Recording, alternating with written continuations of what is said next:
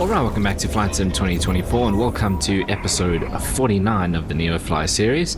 And as you can see, we're back in our trusty Piaggio P180 from FlightFX. We flew this in episode 47, so 2 episodes ago, from Port Moresby up here to Nadzab where we're parked. It's a rainy early morning here at Nadzab.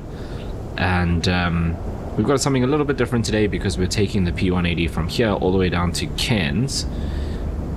Because there is one of those like discovery mission things where you can go and find like treasure or something. I've never actually done it, so there's one of those around Cairns, so I want to see if we can go and do that before we head back to South Africa, which we'll be doing in episode 50. So this is going to be our last departure from Nadzab and within Papua New Guinea for a while, because in episode 50 we'll be heading back to our South African branch to go see how things are doing there and do some flying around South Africa. And we've got operations in Botswana, in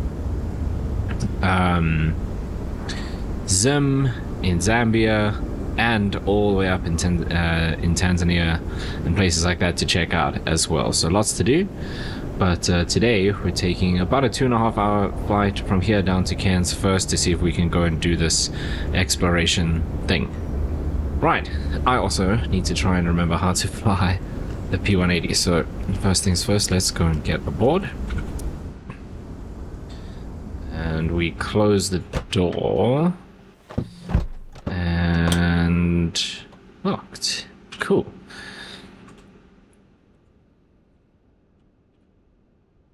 Okay, let's see if I can get this torch off. I don't know why it struggles like that, but it does that in Flight Sim 2024. Alright, let's get this out of the way. Okay. So, first things first. Let me just figure out my views. I think this will be the easiest. Let's get the batteries on. In fact, I'm just going to zoom in down here.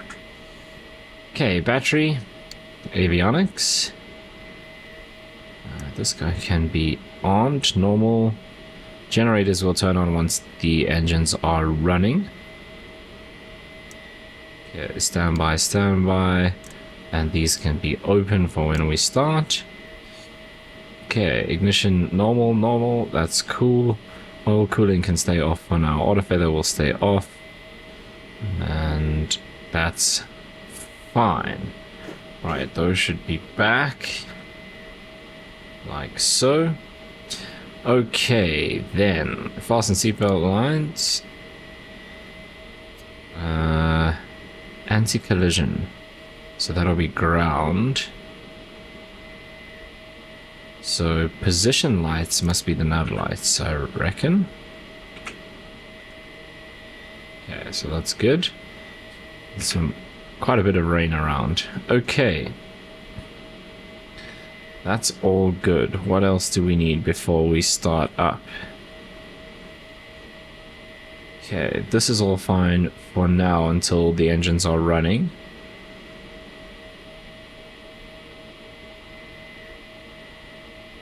These we will need on. And hydraulics on as well, which probably won't do anything until we start up, but that's okay.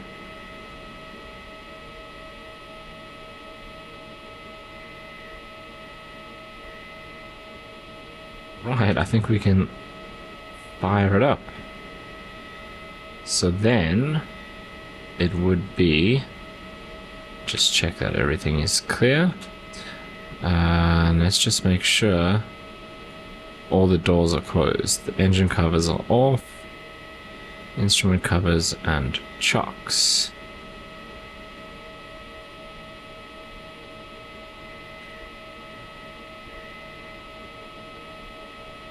Okay, so ignitions are set to normal. We'll fire up the left engine first.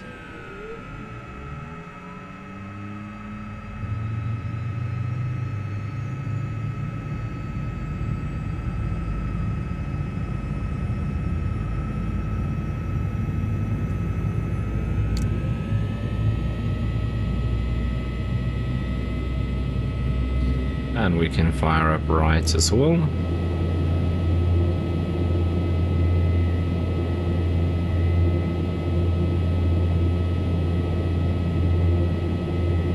doesn't seem to have done anything, does it?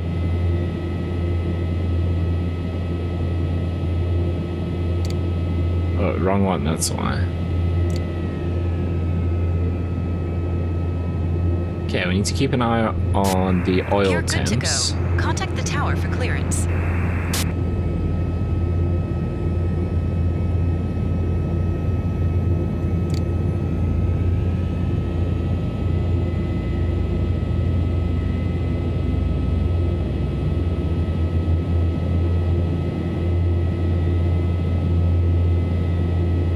Okay, flaps for takeoff.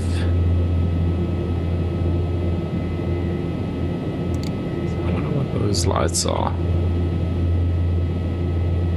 wonder if that's not the tail. Okay, anyway. These need to be on because we've got to keep an eye on those oil temps. But the other thing we need is generators, left and right.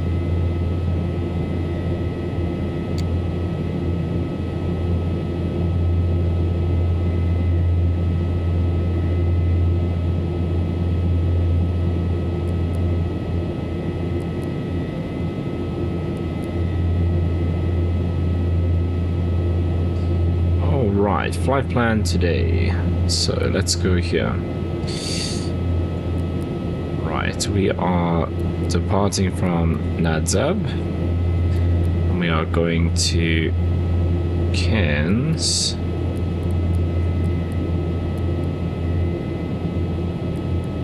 Like so. I actually should check. Is there a way here to import from Simbrief? I don't know if there is actually.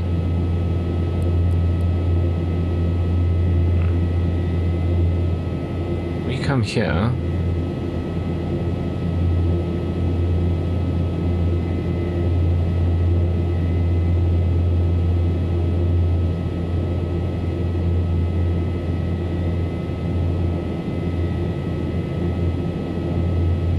Doesn't seem like it.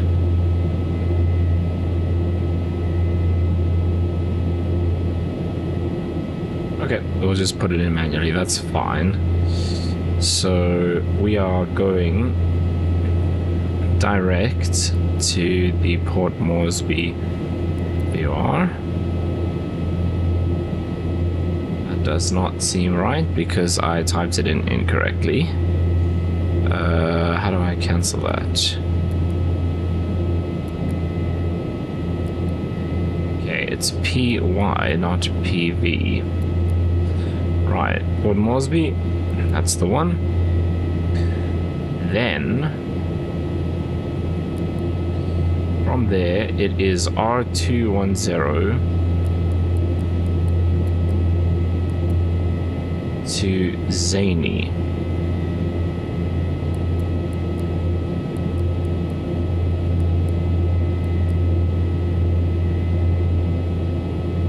That's it, and then we are departing runway 09, and we are expecting to arrive on 15, and so we've got RNAV and localizer. What about a localizer 15, and then it's Cody 1 Alpha.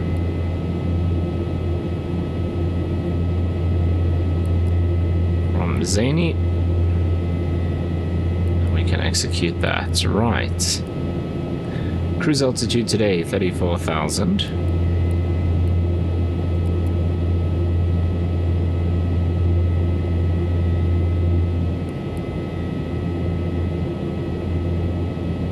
Right, winds this morning 280 at 2.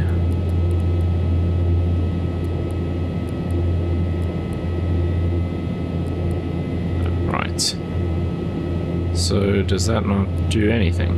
Huh, okay. Oh, maybe we can just do this one. Aha. Then 23. And we'll say it's wet. Anti-ice will be off. That's all correct.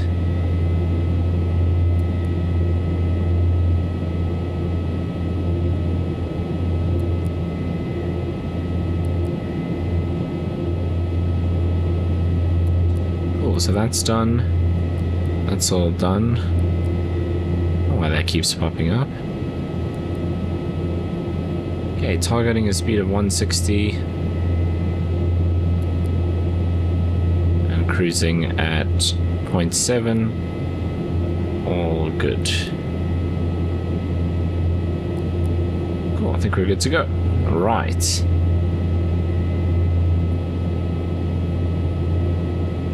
Let's get taxi light on.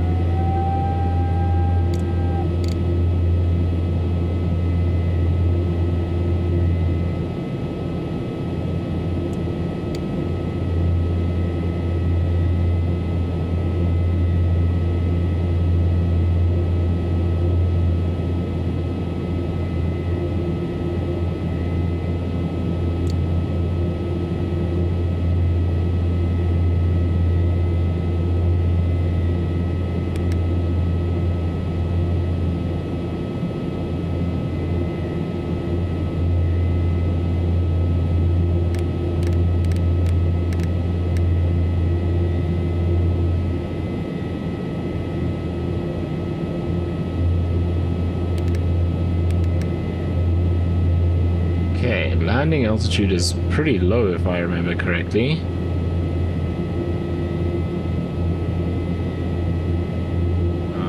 So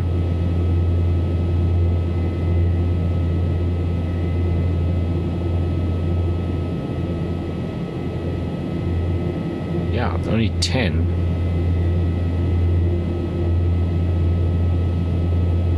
That's times 1,000, so we can bring that basically right down to about there.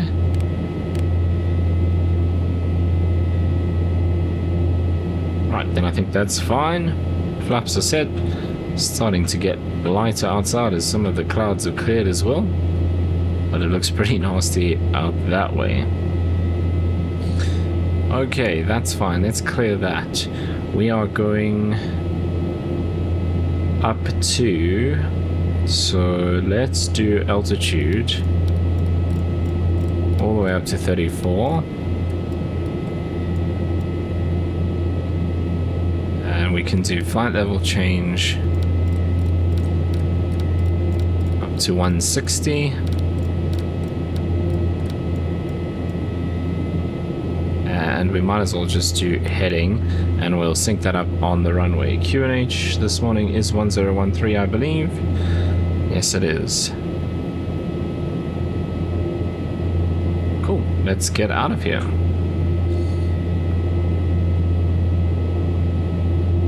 Alright, so we've got a fairly long taxi out to runway 09.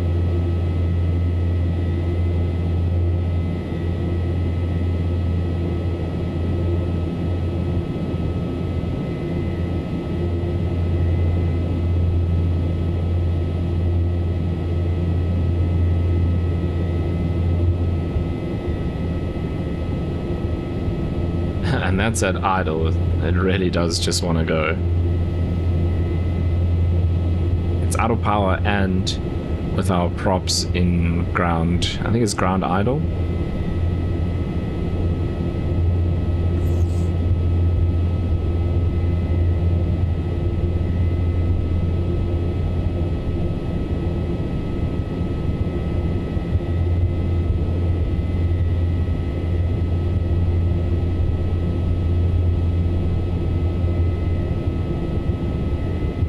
So looking at about 2.5 hours down to Cairns.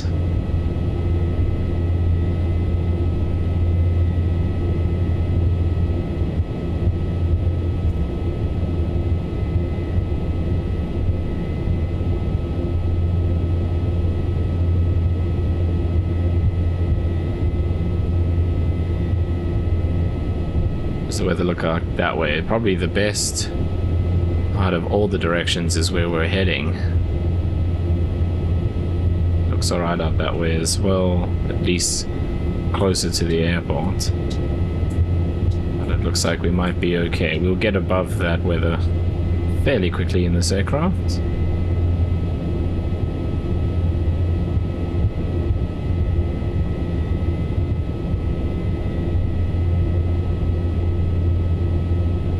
Okay, rotate speed 114. CAS looks good. Autopilot, flight director's on, altitude set, speed set, heading, we just need to line up on the runway. Flaps mid for takeoff.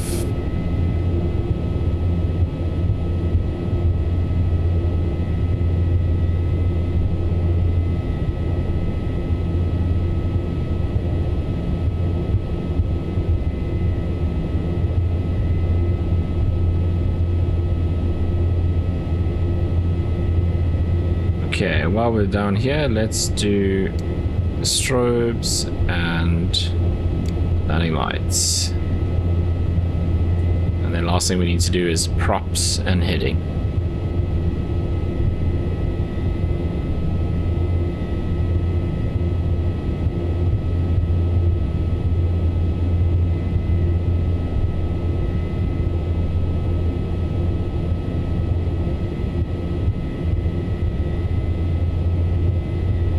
Interesting looking clouds up there today. And with the sunrise, it makes them even more interesting with the light underneath.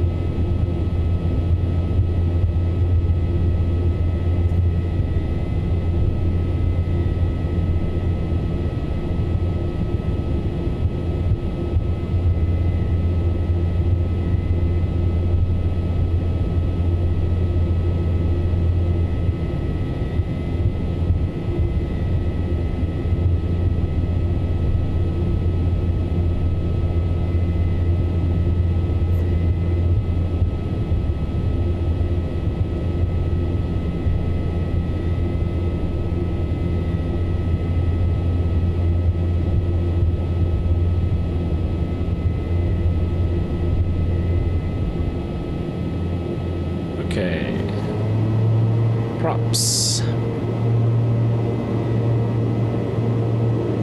Heading.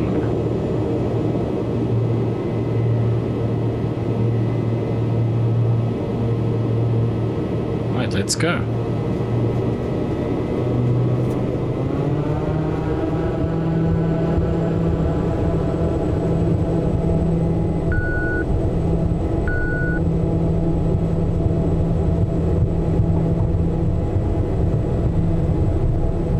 Set. There's 80.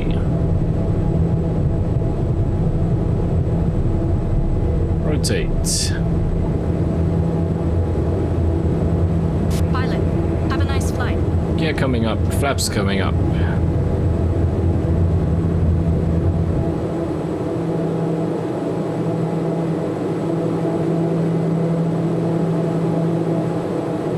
Okay, autopilot coming on. There's some birds pretty close by there.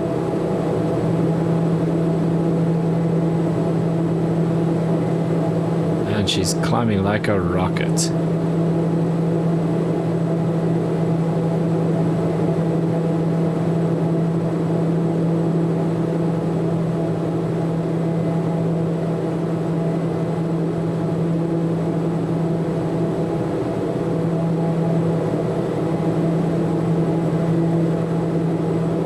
Let's make our turn before we head into these clouds.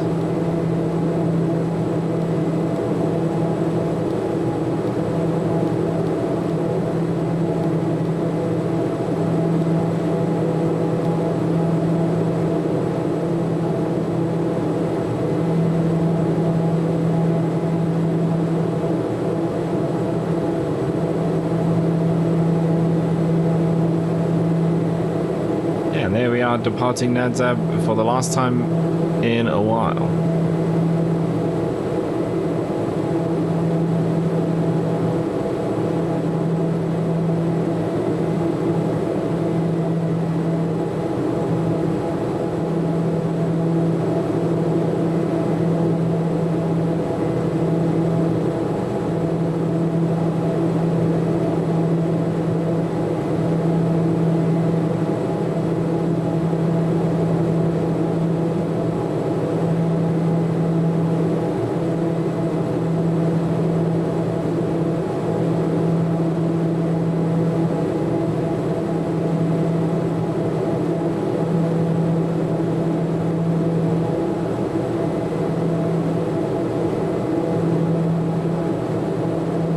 just passed through 7,000.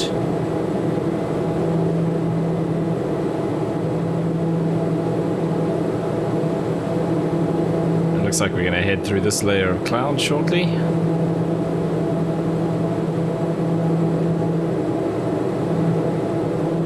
8,000 feet.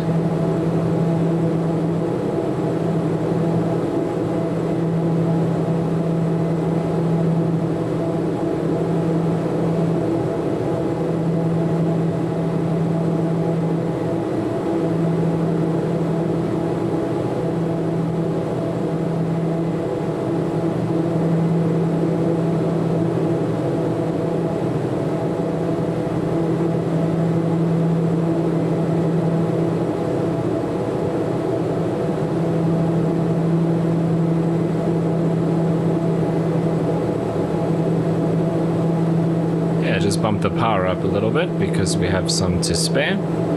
There's 10,000.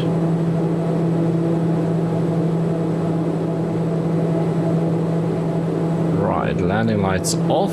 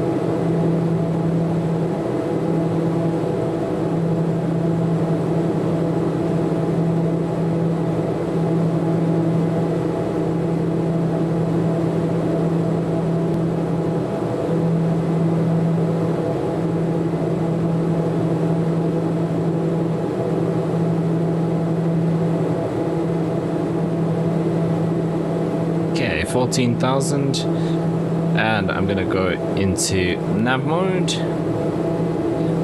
and that should capture our FMS route.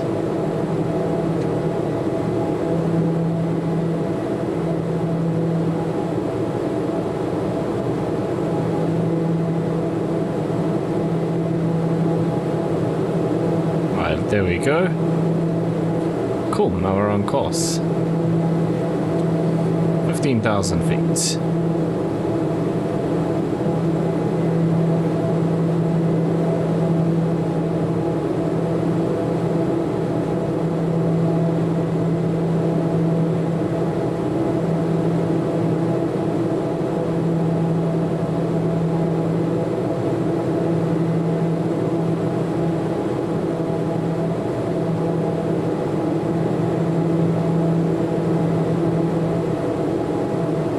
Sixteen 16,000 feet.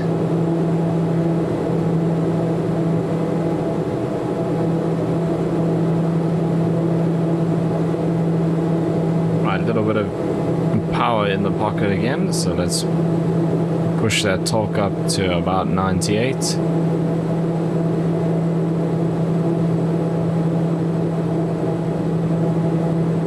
Climbing 2,100 feet. 17,000 feet now.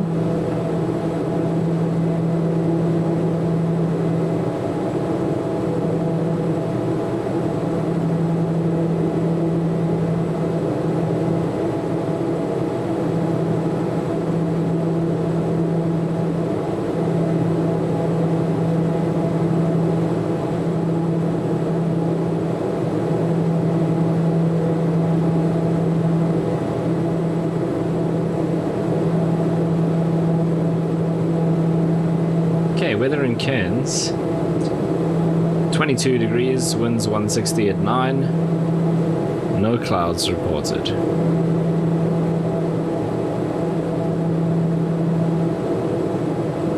So it looks like some pretty chilled weather over there. Okay.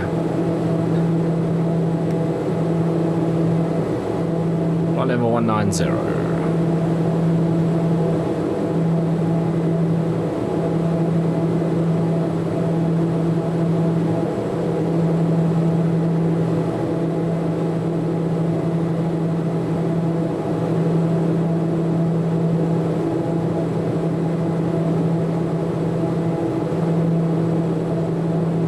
All of the engine stats look good, everything's in the green.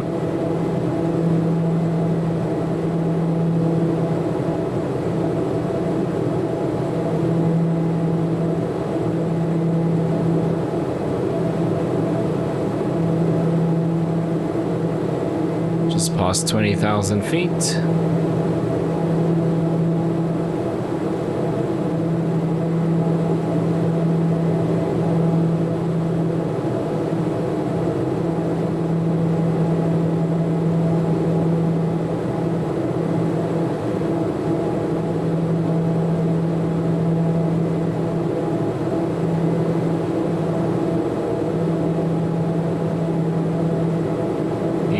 Pressurization system doesn't seem to be doing anything.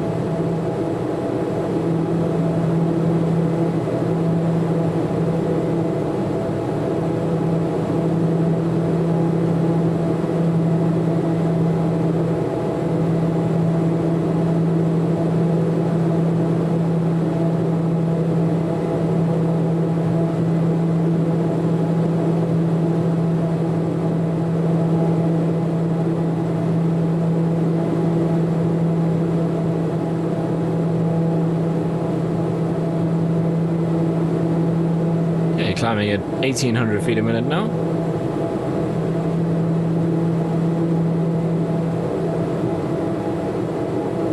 Is the yaw damper actually on? Oh no, I think I had this issue last time as well. Right, 23,000 feet. Picking up some weather on the weather radar now.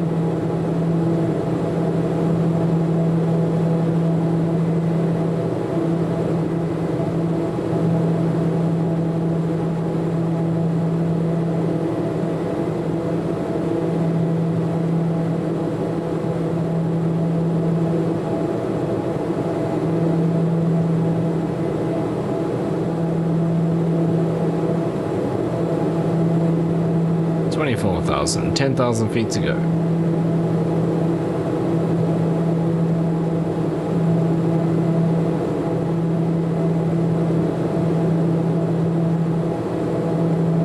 Okay, let's just back off the power a little. The ITT is getting a bit high.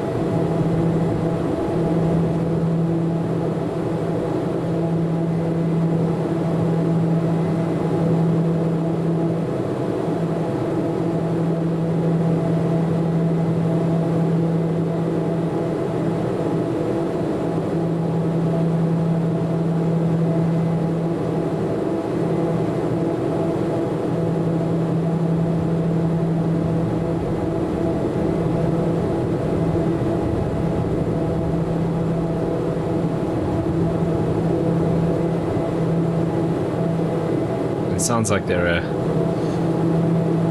are a few storms around us, or below us at this point, I guess.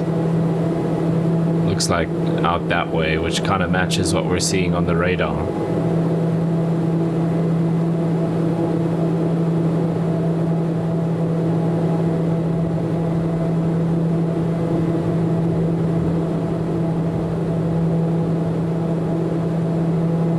Okay, 270.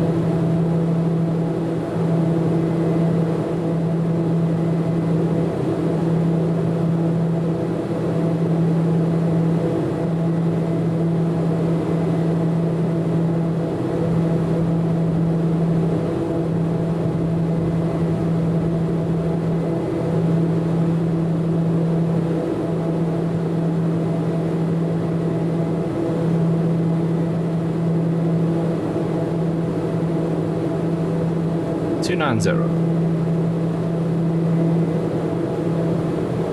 Oh, it's a beautiful day up here, nice and smooth at the moment. And it sounds like it's pretty rough down there.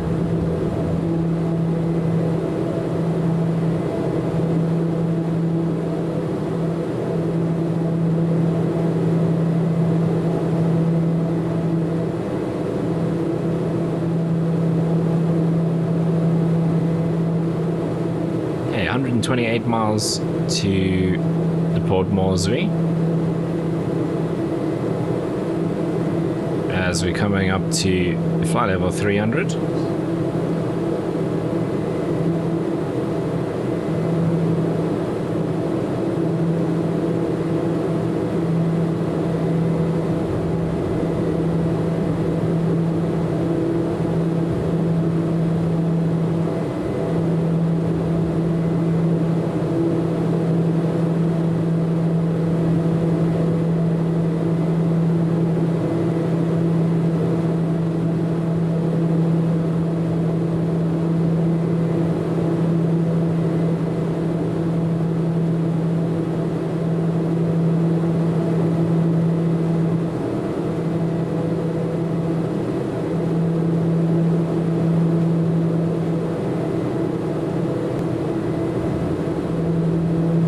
Check out how the torque has dropped so much compared to the ITT. So on takeoff and initial climb out, we were limited by the torque.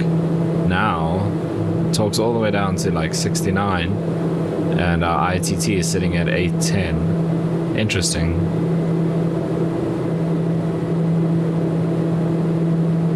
It makes sense, I guess. It is a lot thinner up here.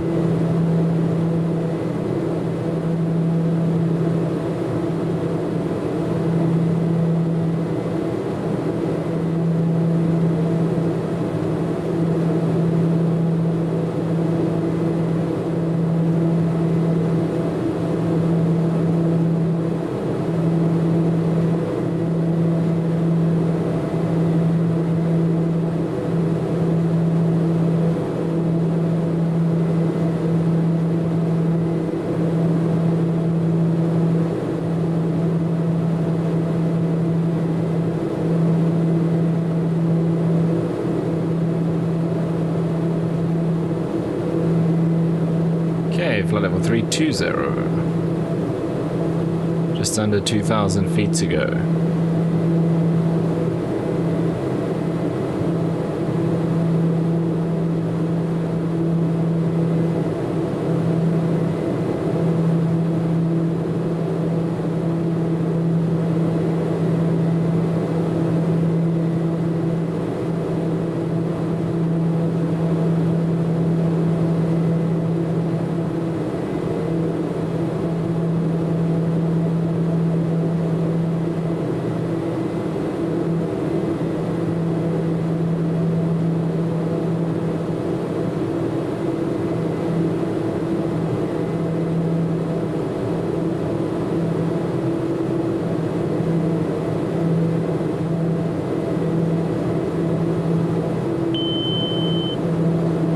Feet to go.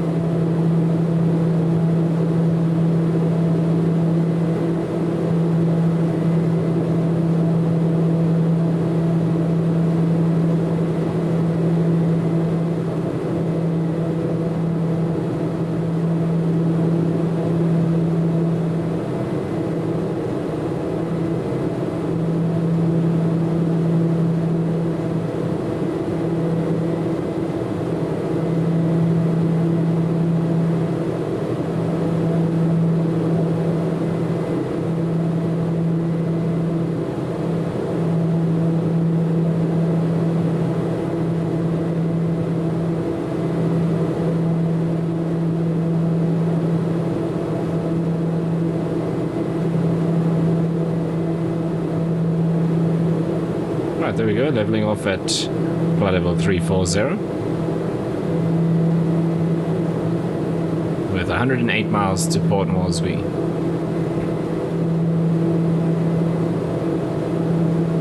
Okay, we'll let the speed build up a bit, then we'll set up for the cruise.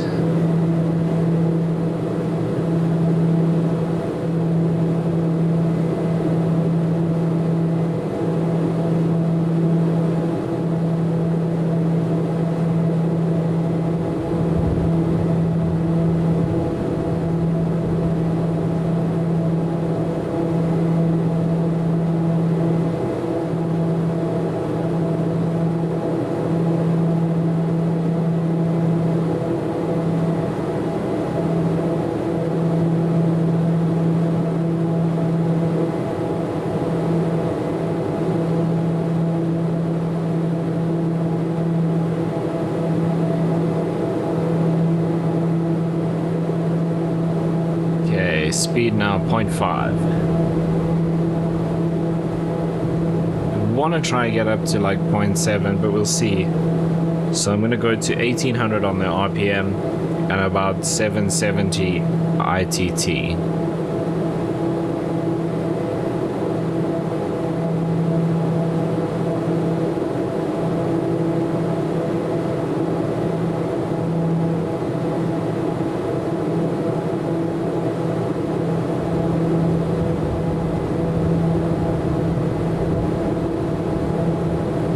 We'll do 780.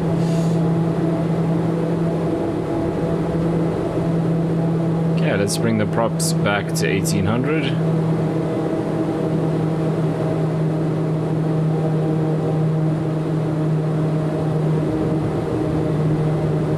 Make a big difference to the noise as well.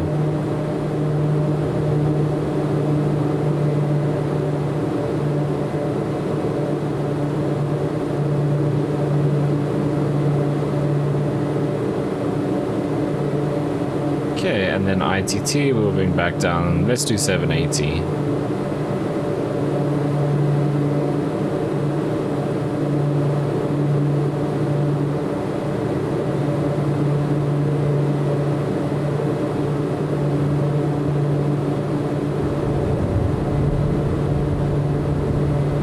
Yeah, so something like that.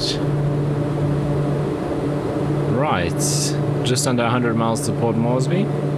Okay, so if we come down here, you'll see our top of descent is coming up in about 27 miles. So let's have a look at the weather for Cairns.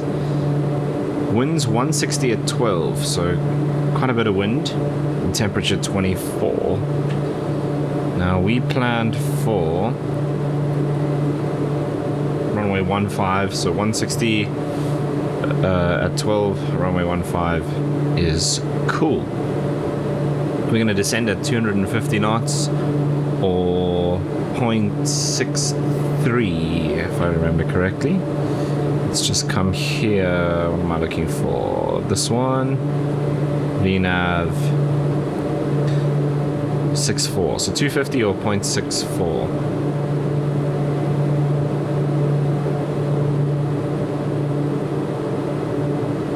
We're at 0.5 now. There's our top of descent coming up. So I will start the descent. It says 1400 feet a minute.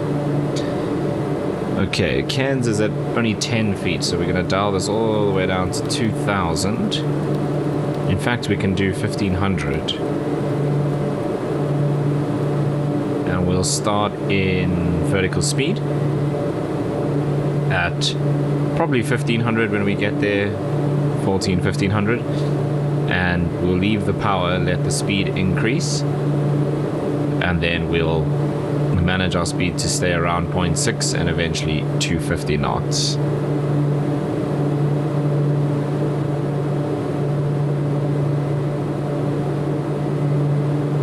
Okay, it's going to be a localizer approach.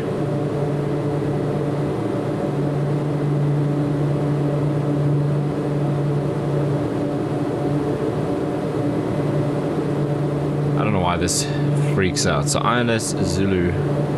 Oh, there is an ILS. We picked...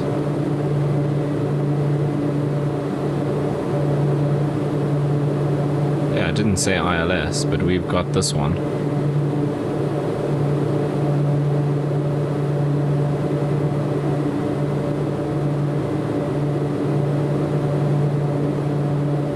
Okay, so coming into gun row, is that on here? Yes, it is. Perfect. So, gun row 5,000. So in fact, let's dial this to 5 then.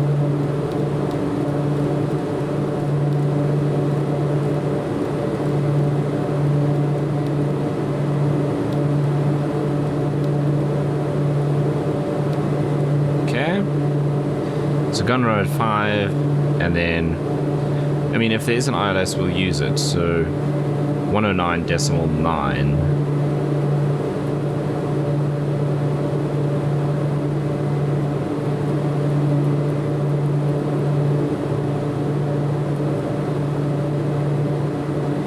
And it is a course of 150.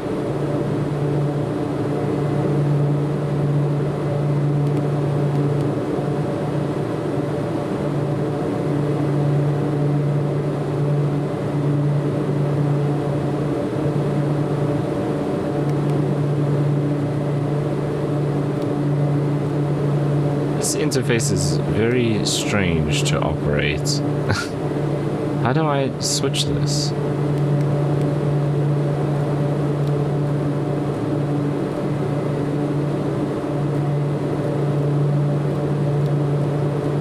See, I won't go to VR.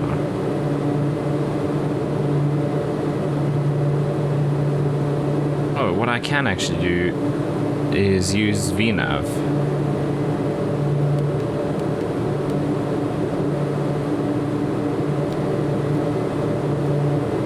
There we go. Right, so we want to dial in our course.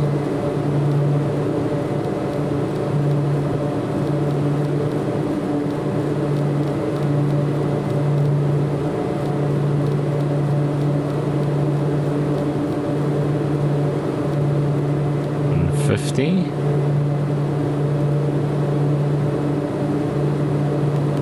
And then go back to FMS. Just in time to engage the VNav.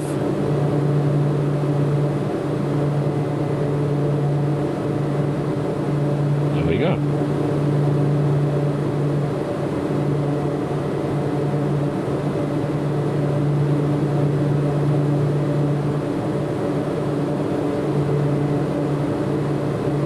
Okay, 0.64 or 250 knots, whichever comes first.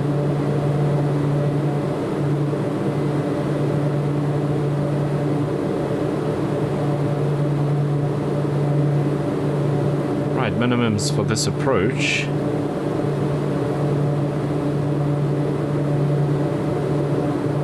Great, I need another 11A1. Okay, minimums 400 barrow.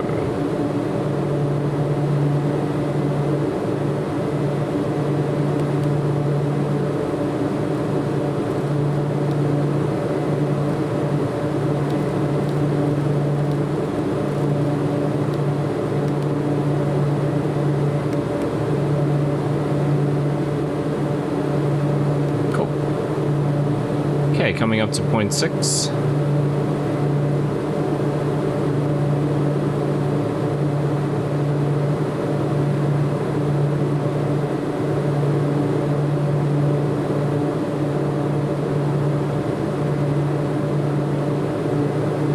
.61.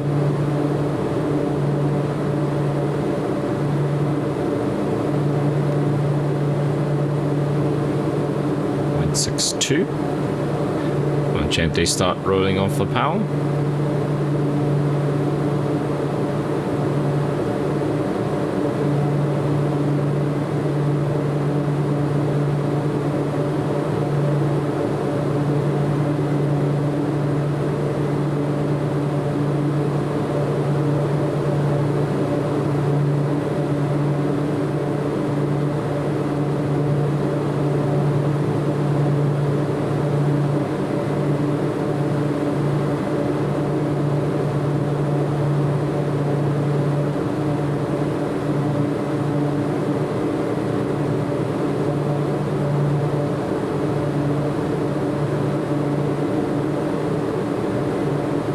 263.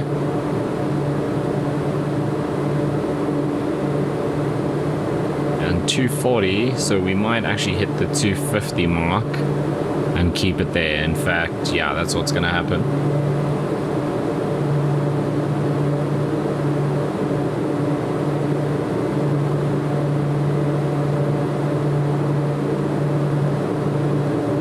Okay, we intercept the glide slope at 2.9, so I'm gonna dial that in since we're using the VNAV.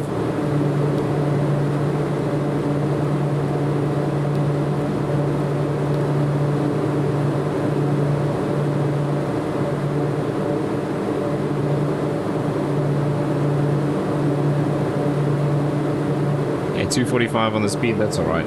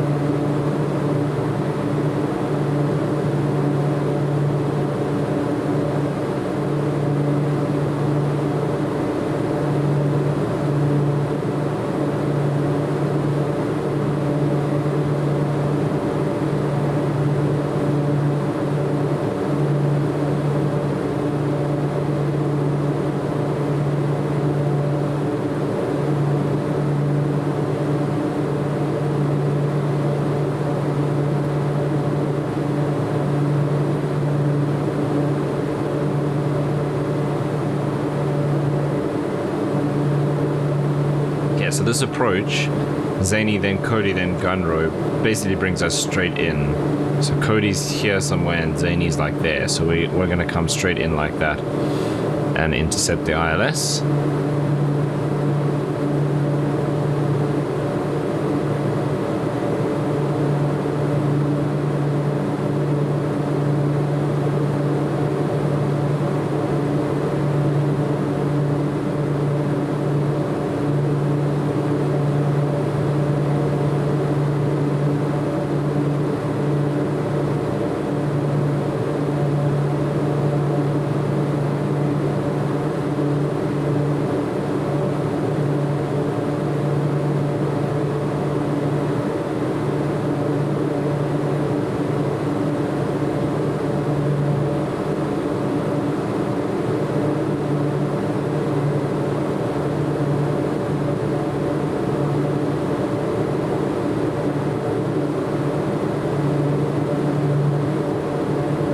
So we are coming from this side, so we want to make a right-hand turn off of the runway, and we're going here to the GA apron. So Alpha 2 or Alpha 3 will both work nicely.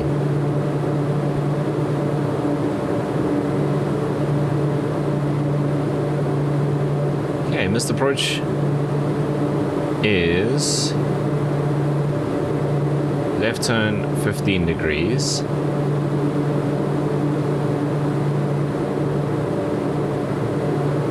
Give us, oh, I'm reading the wrong one. 3.7.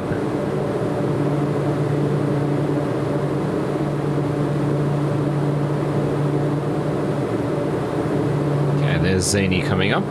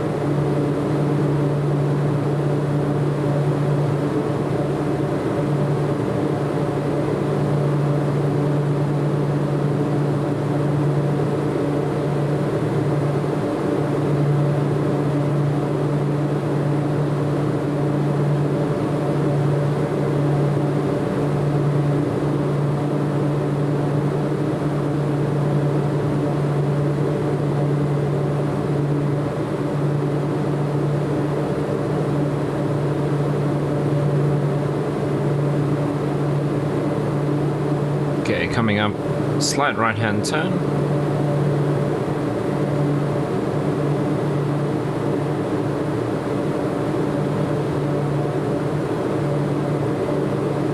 There we go.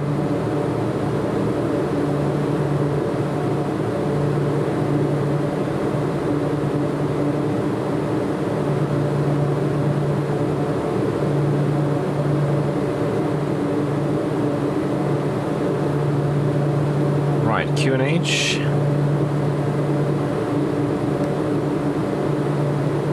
1019.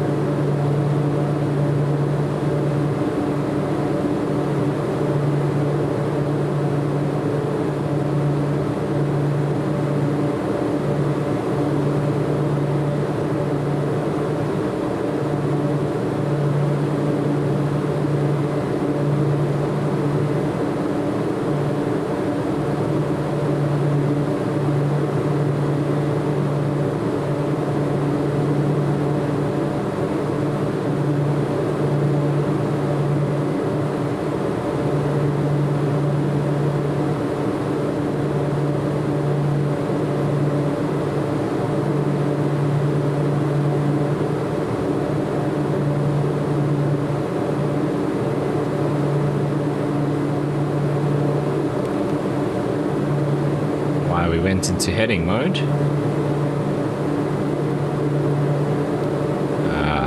Oh, did I not change it back? I don't think I did after I set the course. That's bad.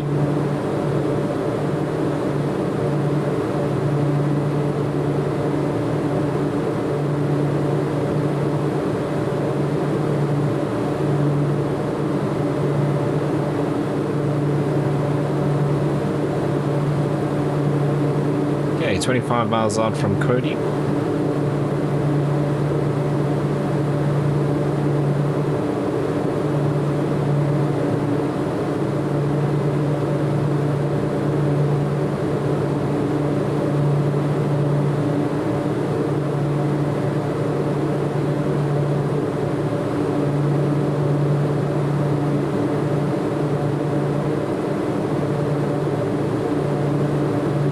Bit of clouds around here.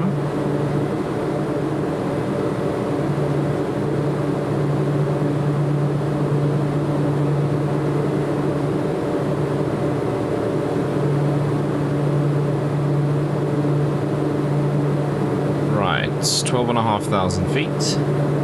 We just need to stay below 250, which we still are, so that's good.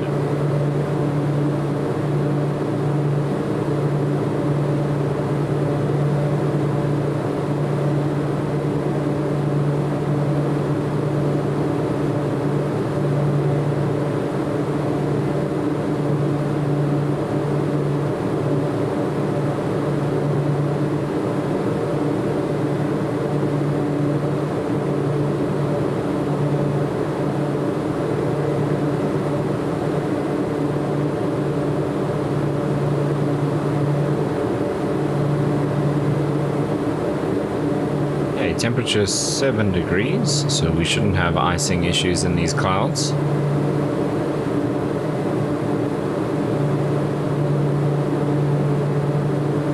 I don't see anything on the windows, so it looks like we're good.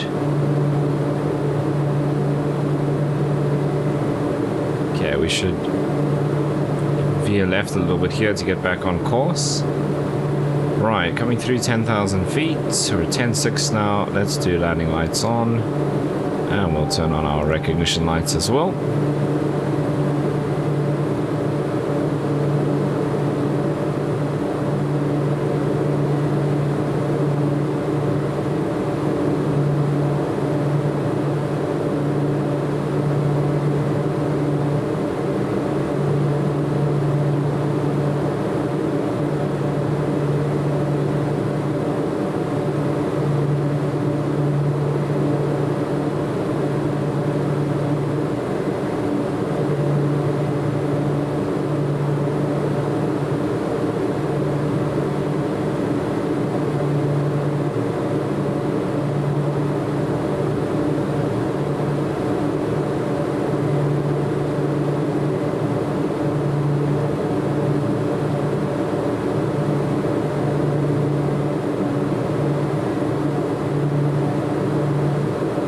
speed's coming up a little high, so just back off the power slightly.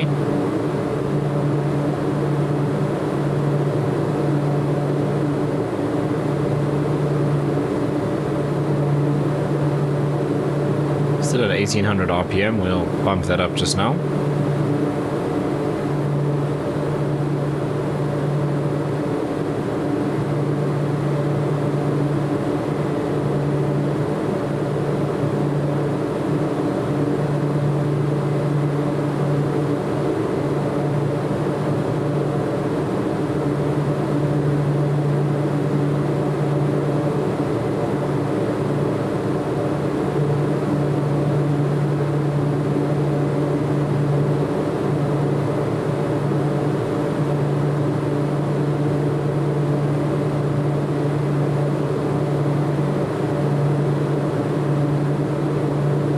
It's 5.5 miles to Cody, and then we turn left to intercept the localizer.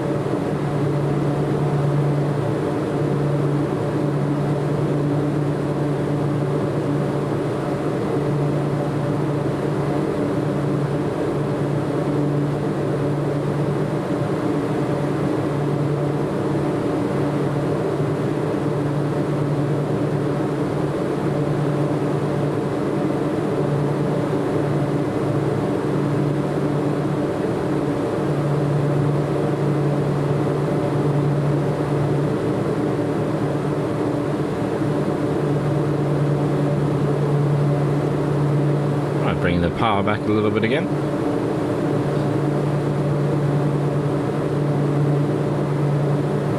Looks like the localizer is alive.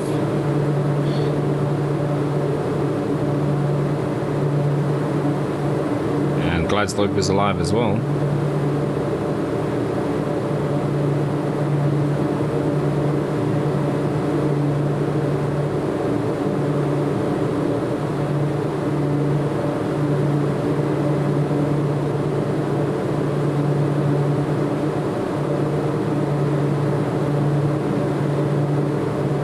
Let's bring the props all the way forward.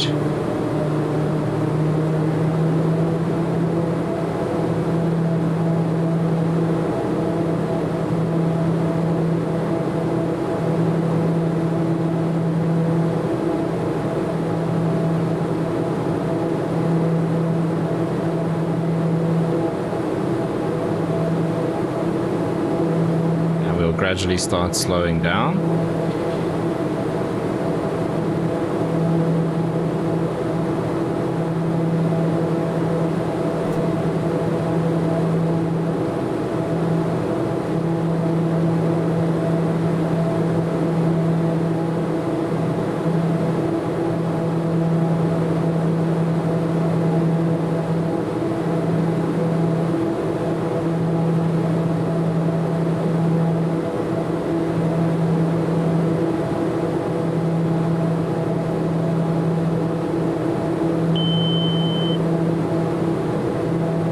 Heading sync and heading mode.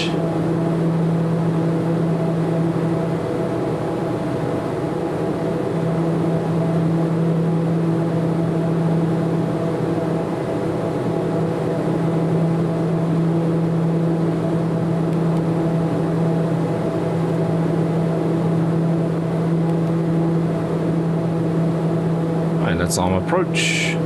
Localizer captured. We're still below the glide slope.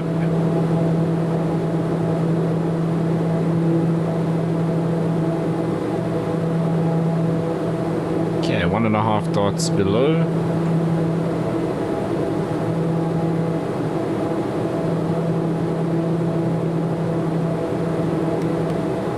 Okay, approach speed is 130, rev speed 135.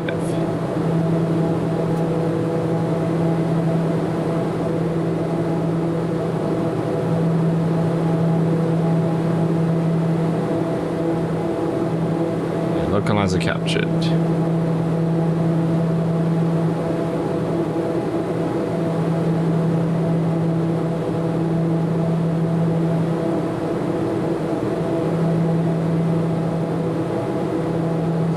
Glide slope captured now.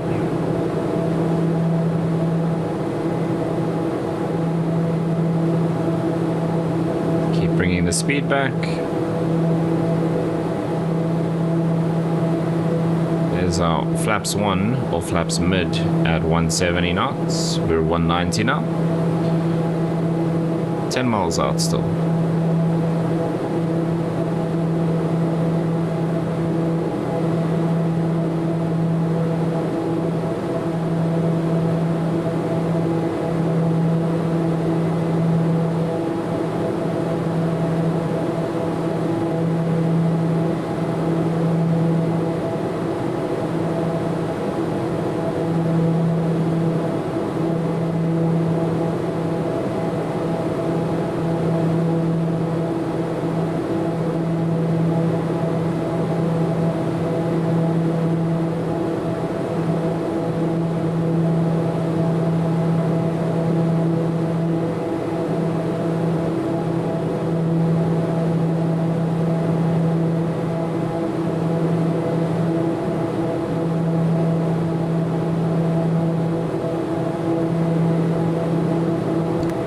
Flaps mid.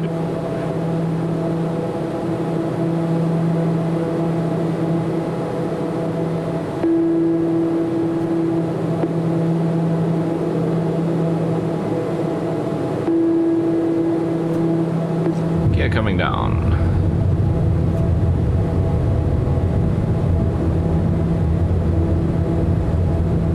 Seven miles out.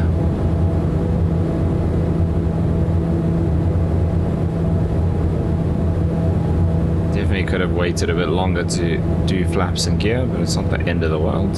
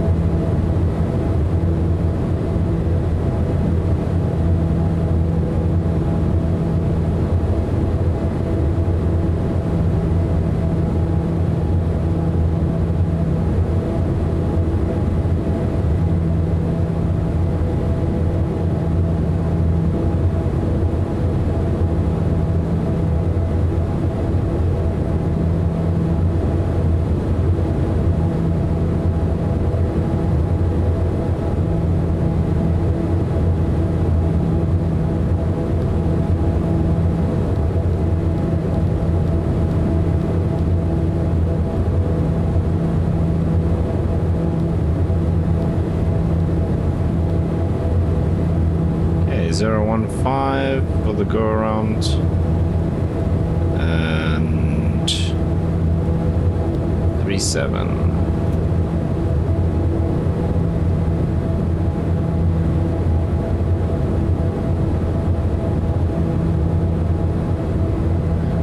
Flaps down for landing.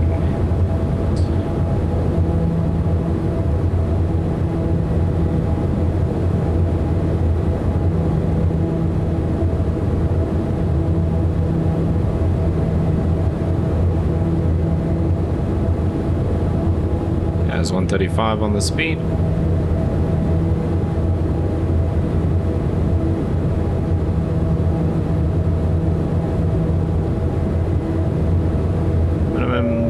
I have control. Don't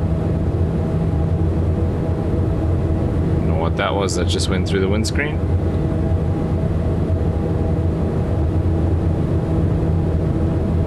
I wonder if it was a bird.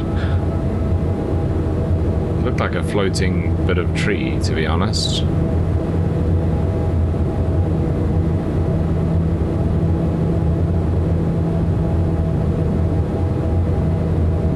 No, they're definitely birds.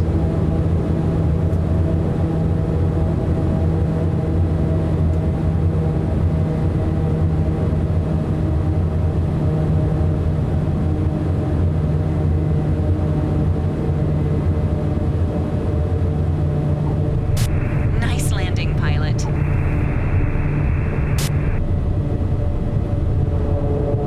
Taxi to parking and shut down your engine.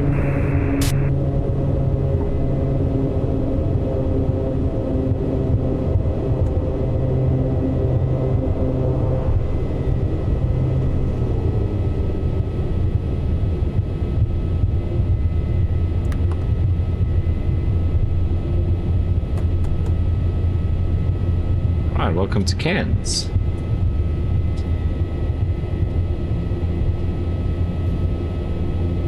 Whoa. Interesting.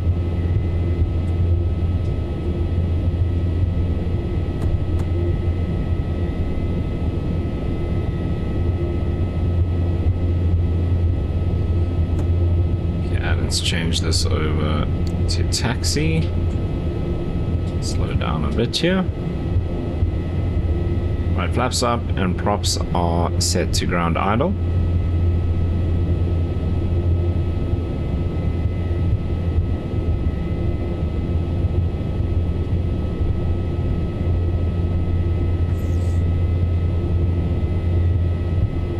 Okay, anti-collision to ground, recognition lights can come off.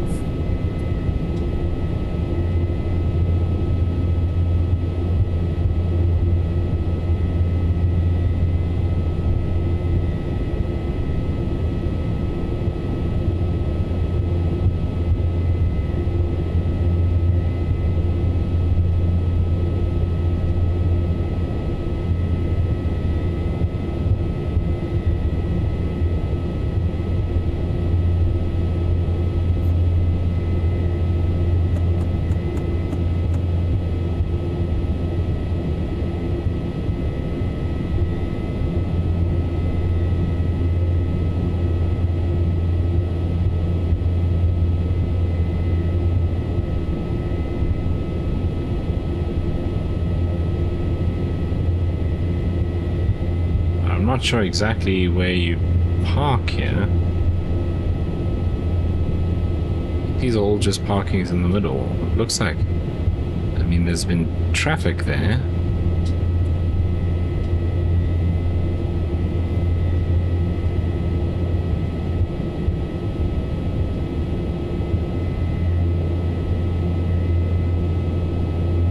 Something like this, maybe? Brake set. Right, lights. Pitot. These can come off. That's good. Off and off. Autofiller off. Generators. AVR. Oops, not that one. This one.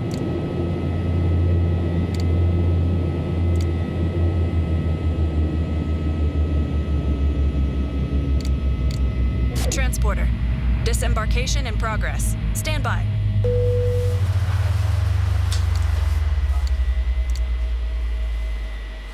Right, welcome to Cairns. So, let's see if I can do this. Is this map gonna just freak out all the time? Yes, it is, isn't it? That's really annoying. Because it would be nice if I can show you the next plan. Because the exploration site is out this way.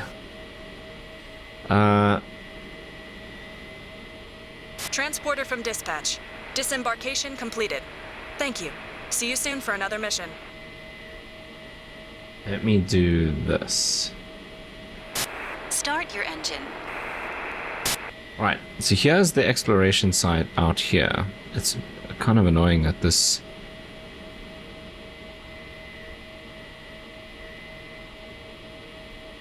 I can't see it on this map.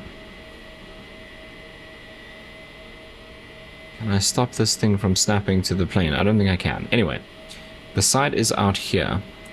So the closest airport is YOTN. So I'm going to see what aircraft they have available for sale here that we can buy.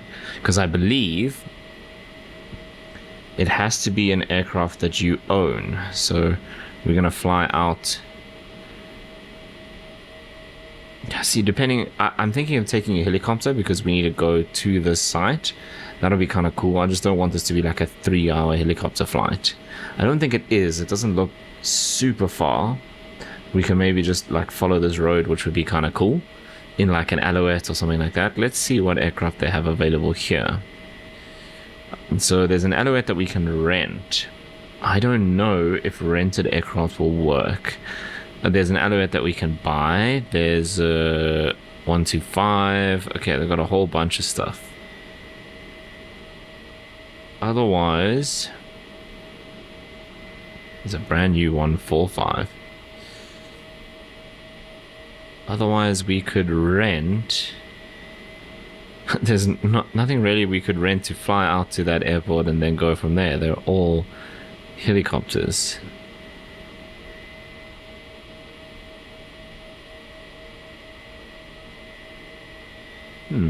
Let's see.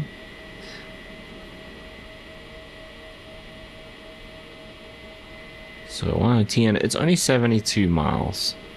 I think we can do that in a chopper. It's going to be a bit of a longer helicopter flight for us. I normally keep it like these 25 or so, so it's not going to be super short, but I think it'll be fun. We can follow that highway along. So do we want to do it in the Alouette, the 125? This is a bit of a waste of money to spend 13.5 million just to go pick this up. So I think the Alouette is always fun. So let's go and grab that.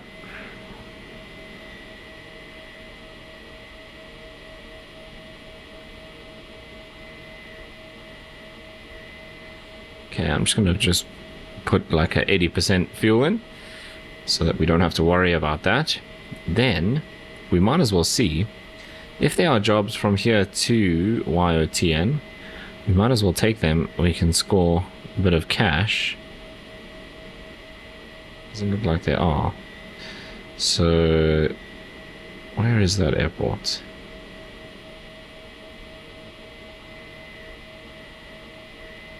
Oh, there is a dangerous goods. We don't have enough space. It's 1 point. Oh, we're so close. So let's just take out a little bit of fuel, and then we should be good.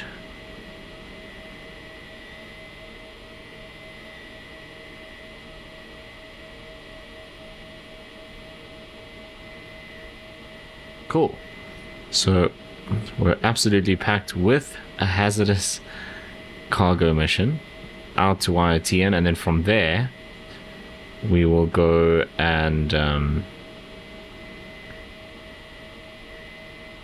hit this exploration site. So basically what I want to do is head out towards Mariba and then just follow this road all the way out. Okay, I'll load up in the Alouette and I'll see you in just a bit.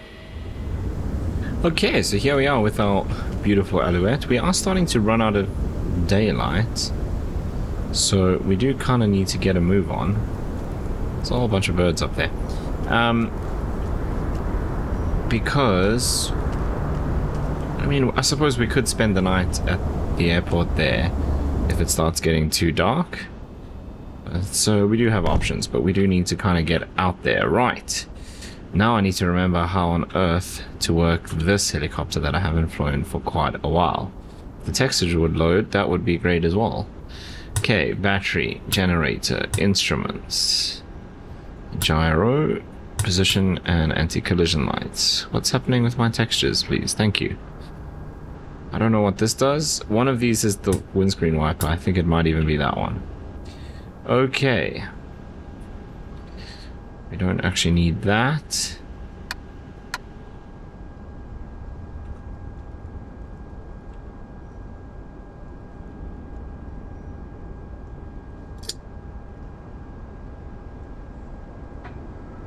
This needs to be on. Flip that into start. I can slowly bring that up. Let's see if I can get this right. You're good to go. Contact the tower for Oh, clearance. Neofly thinks the engine's running.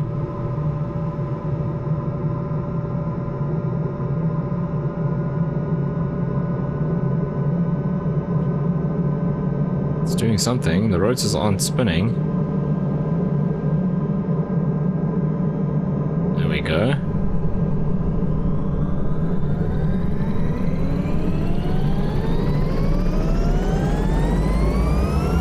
That seemed to come up very quickly.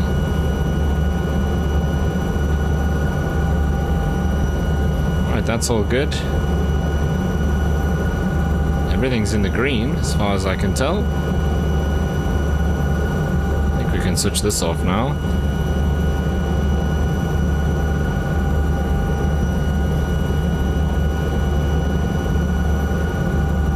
Right, no GPS on this Alouette, so we're going visually. So we need to try and pick up that road. I think that's going to be the easiest. And it'll be pretty fun as well. Right, clear out those directions. So we actually need to head behind us because that's where we can pick up that highway.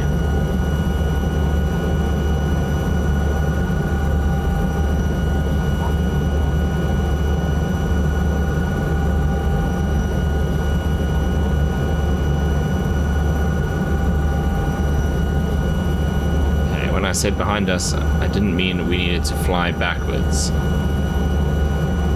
Have a safe flight. Keep an eye on your vertical speed. Oh, jeez, I forgot. We've got dangerous cargo. Oh dear. This is going to be quite interesting. Okay, so vertical speed, we can't do more than 500 with dangerous cargo. That is going to make this interesting. I wanted to kind of cruise along map of the earth following the road stuff, but maybe that's not going to be the best idea anymore.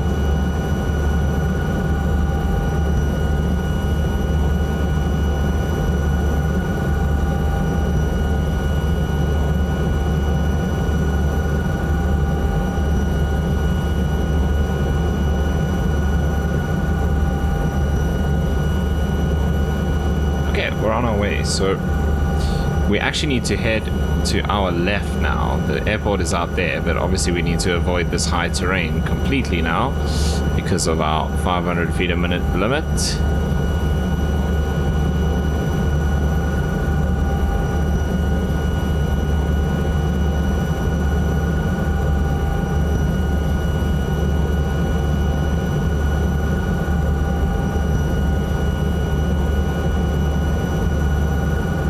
So let's head into town here and see if we can pick up this highway. Couple of birds.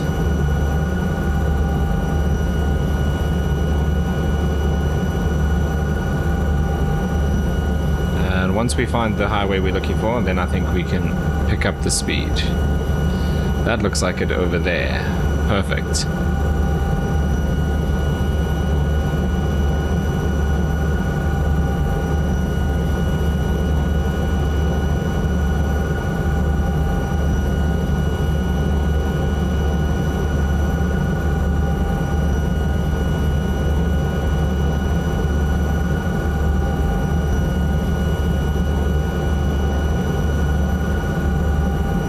We need to get over the mountain range. Haha. Okay.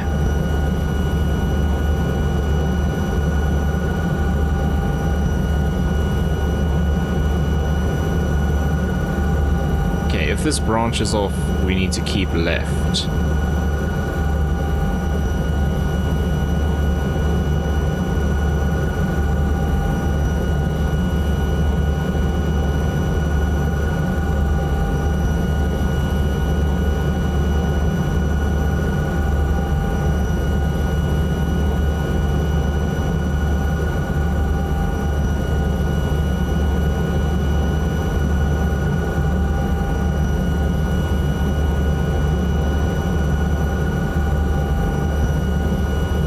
There's the split. Oh, that was a bird pretty close.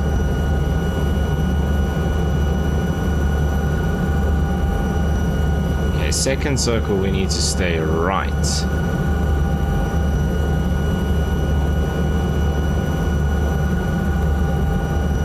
But we're going to need quite a bit of altitude here, because we need to get over there. Quite understand how the road is going to get over there, or why those vans are all just driving through that field.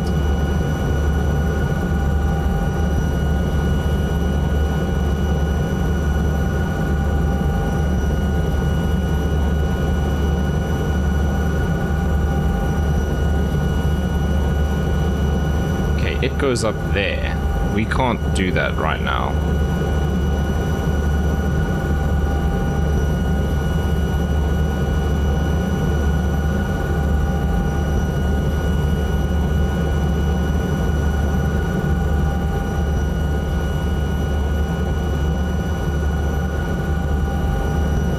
Let's see if we can just slowly gain altitude here. I'm not sure what's happening to the road down there.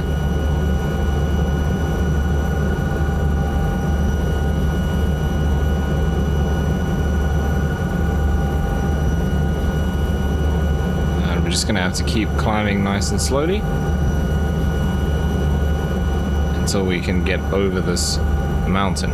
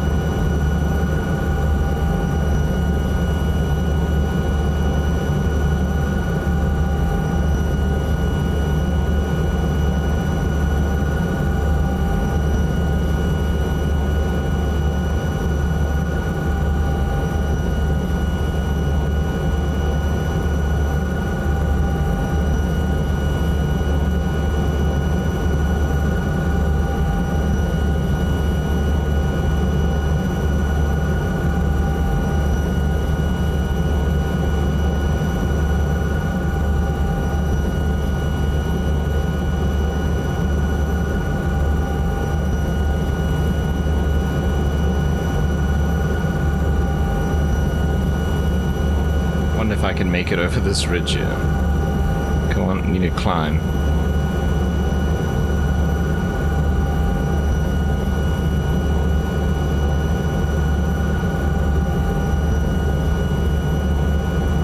I think we can make it here. Right, then we just head left and we pick up that highway again.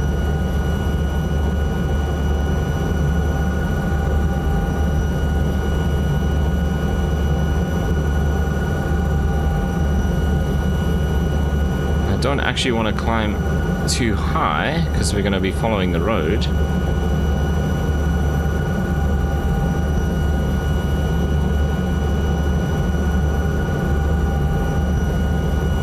Oh wow, that's a interesting weather change. Can't say I'm surprised because it happens all the time.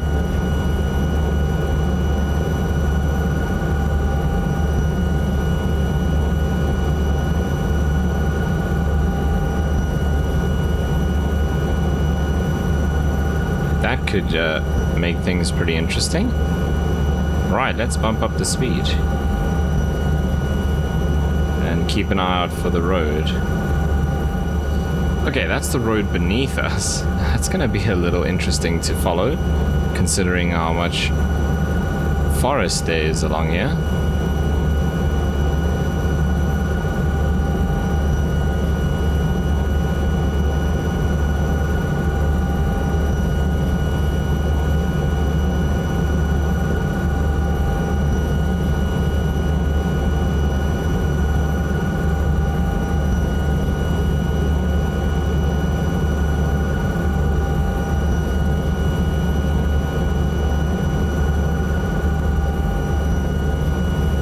Decent speed now at about 180 knots.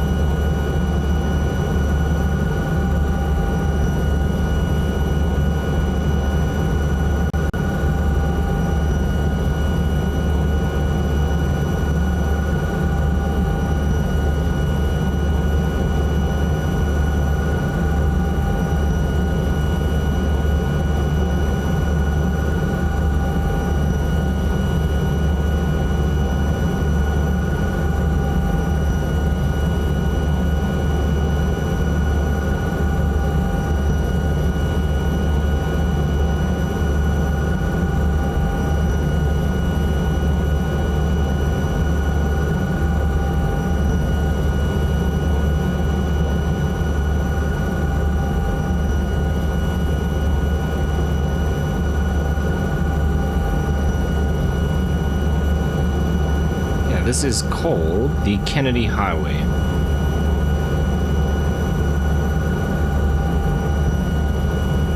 And we are going to be following it for quite a while.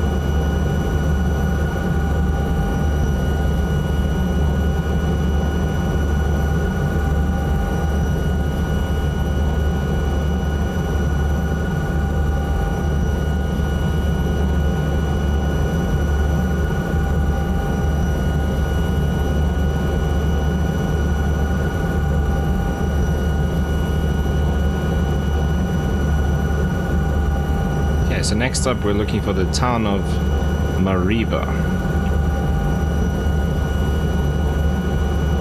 And from there we need to pick up a different road.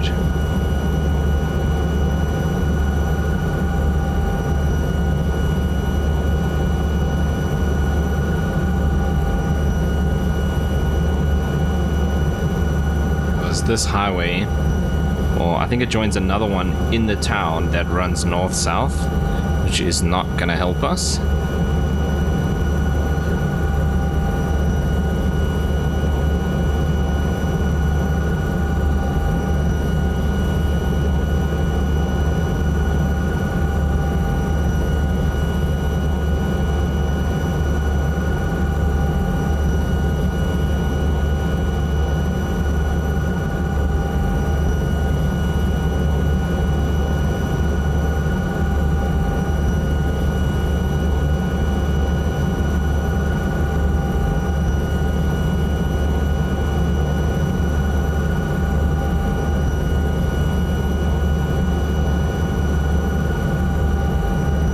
About 1,000, just over 1,000 feet AGL, so that's pretty good.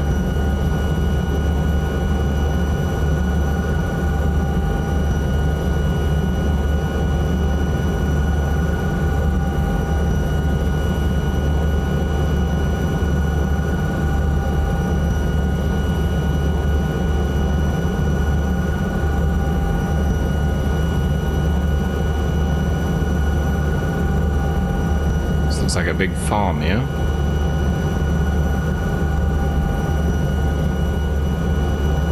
Okay, I just need to keep an eye on that speed and vertical speed.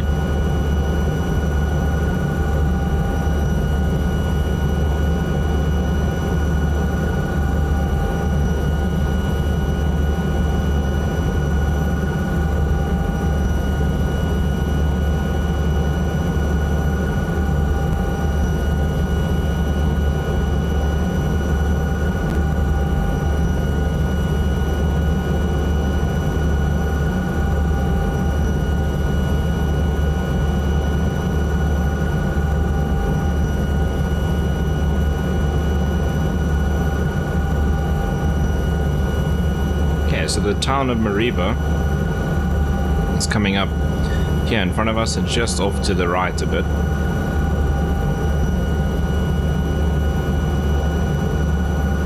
We need to kind of head to the northern side to pick up the next road that we're going to follow.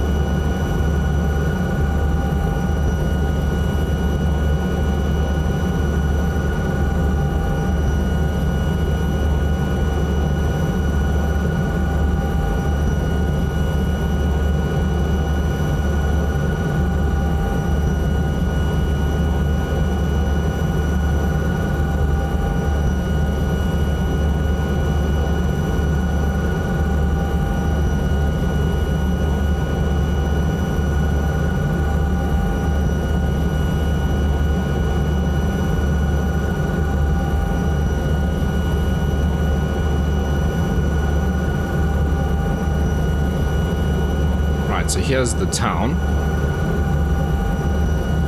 This Kennedy Highway that we've been following so far heads kind of to the southern side. I'm going to pick up the next road. Yeah, that Kennedy Highway joins like another highway that heads north to south, or north-south. We're picking up another one on the other side of the town. So we'll cross over that highway. And the railroad as well, actually. And then pick up this next road, which I don't see a name for it.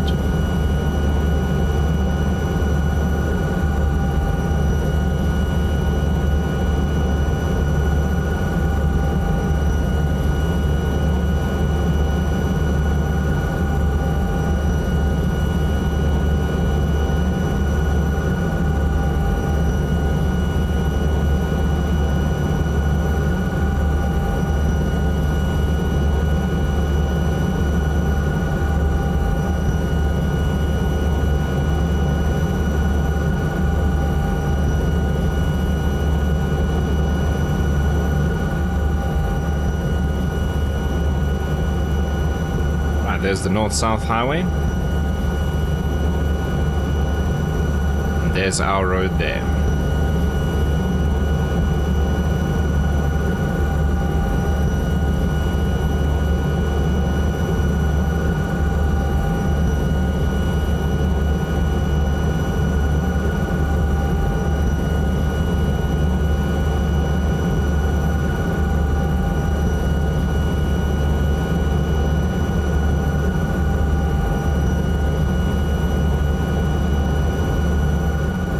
Airport is just over there somewhere.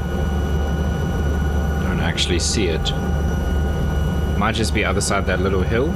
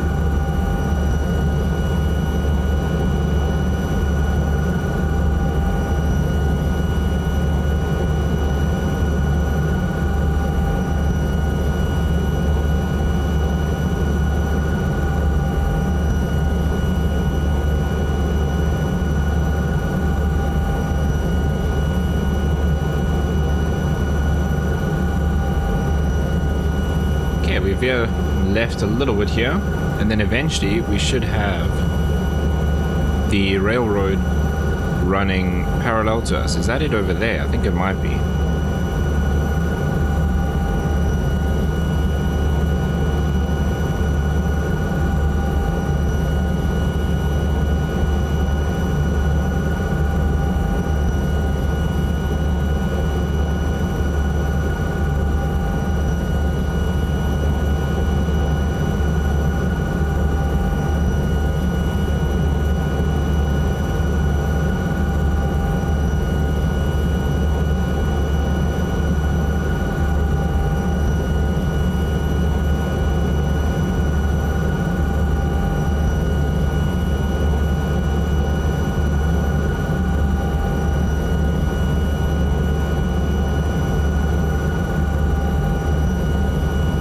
think I'm going to start climbing, because also the fact that the railroad and the road join together like that and run right next to each other makes me feel like we might have some steep passes through the high terrain up ahead.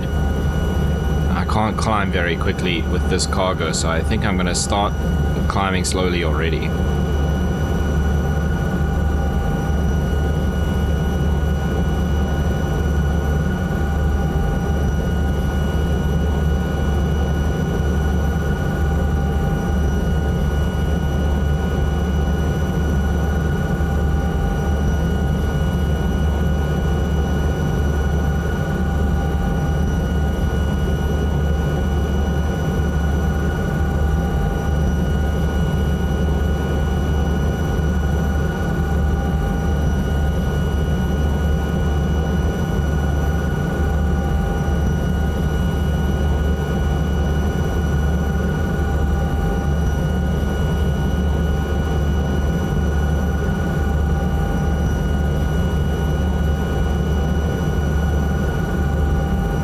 There's all wind turbines out there.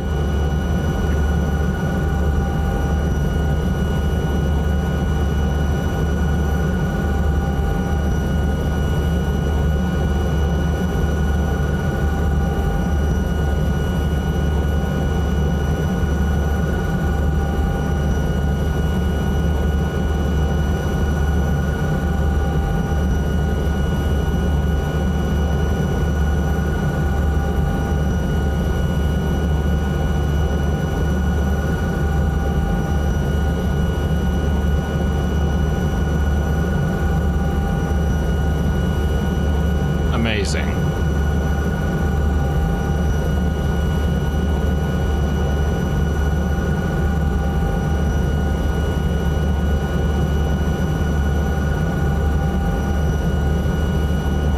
Okay.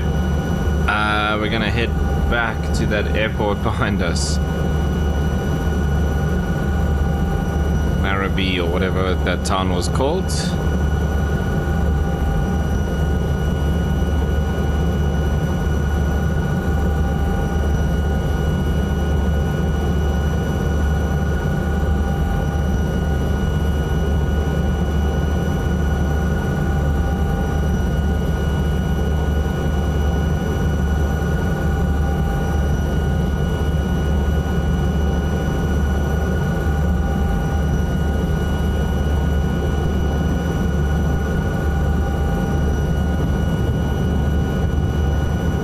I can't see anything now.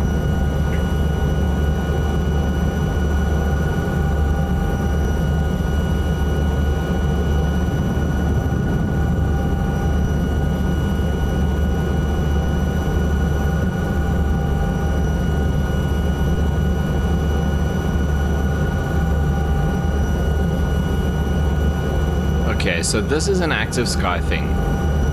So basically just behind us, the rain starts.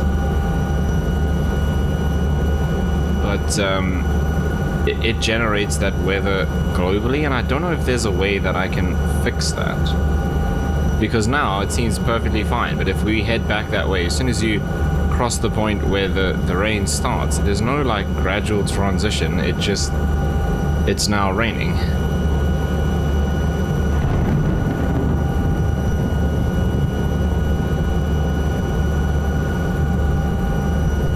Try it again and see.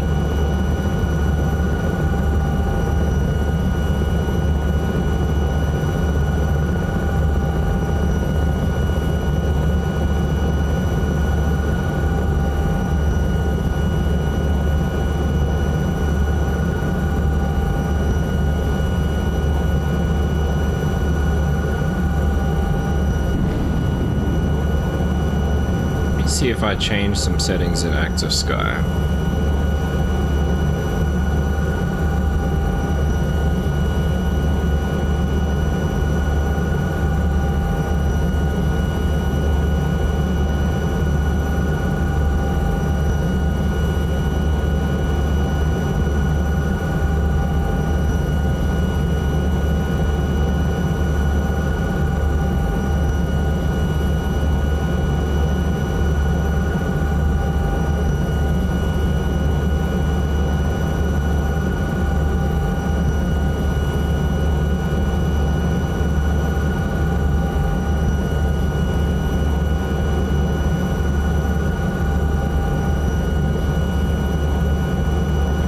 to go left some more. Yeah, see, there it just happens like that.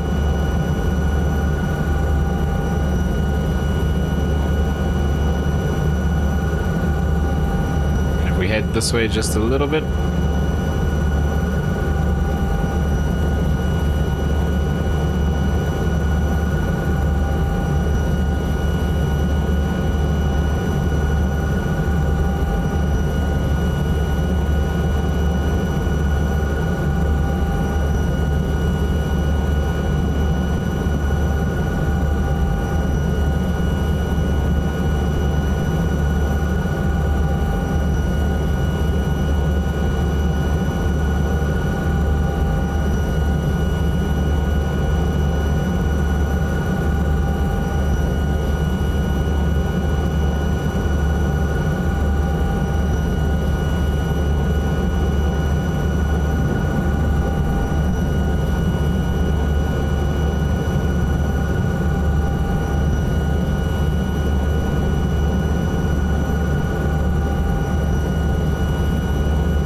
Now there's an airport just here in the town. Let's head back towards that. I don't know, see if we can wait out this rain a little bit.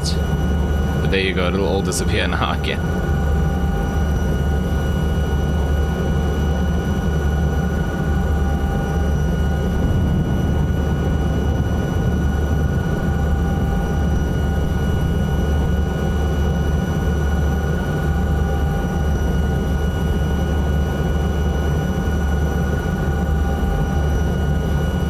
Those birds were pretty close.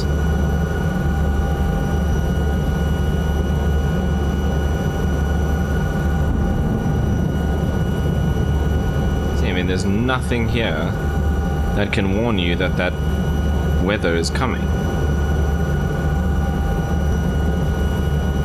You can't see anything.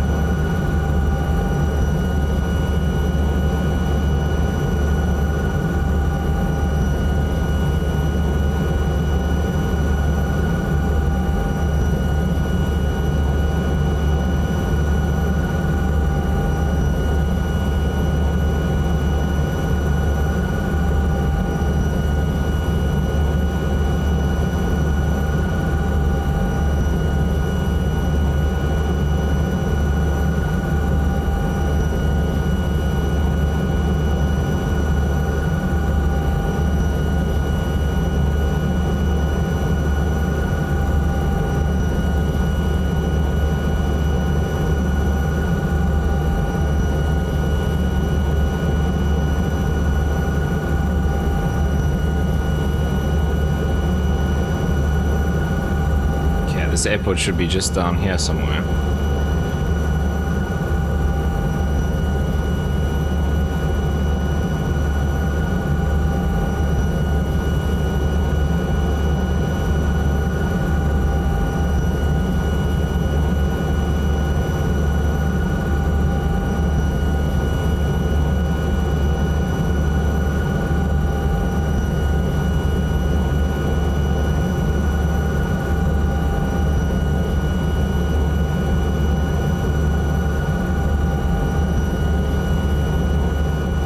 There it is there.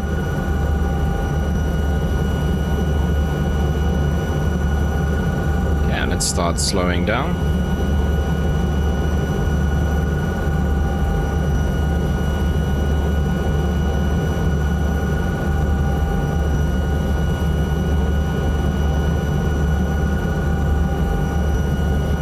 Warning, your FPM rate is too high. Lower it to an appropriate rate or you may suffer a toxic leak.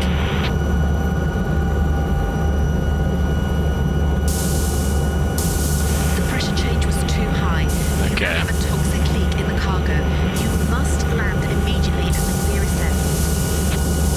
Okay.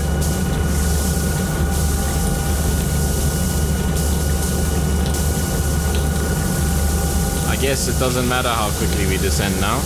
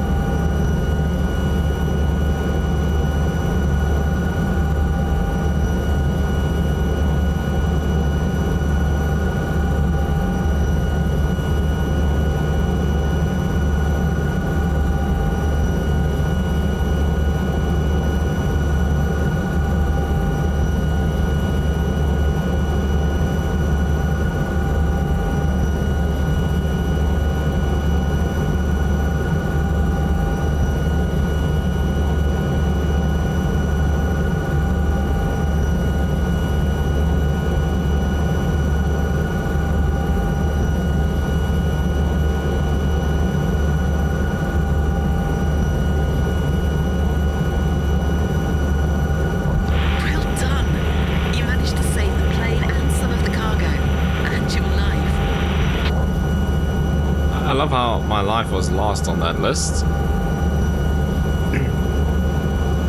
Okay, so we've lost that hazardous cargo job.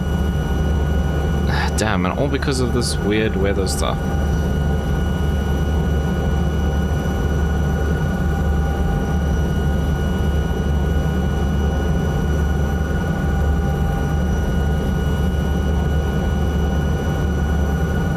Okay, I'm gonna try something here in active sky and see if that makes any difference.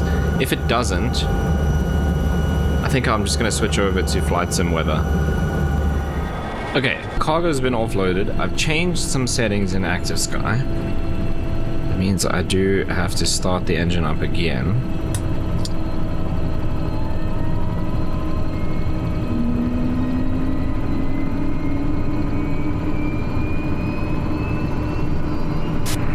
You're good to go. Contact the tower for clearance.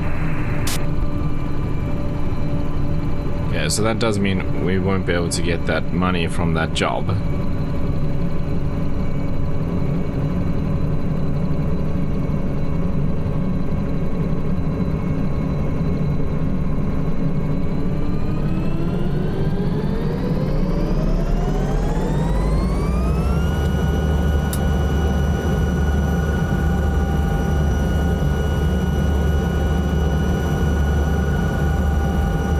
But let's head back into the weather and see what happens this time.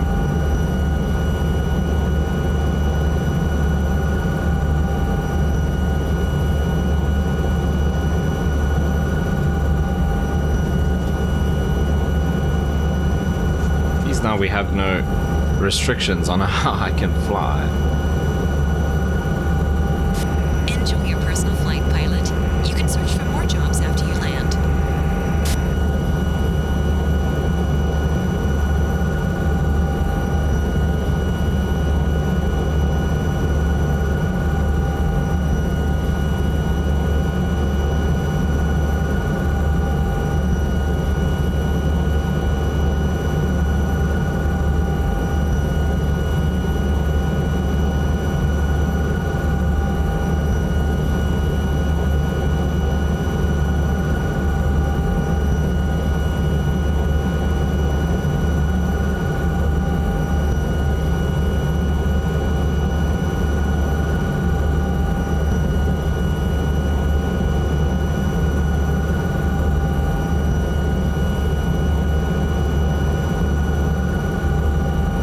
Once again, there's still no indication that there's rain out in the distance.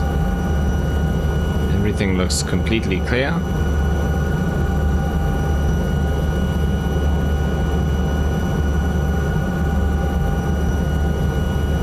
And that's the problem. It's not the fact that it's raining over there, it's the fact that from here, everything's totally clear, and then next, you're in the weather.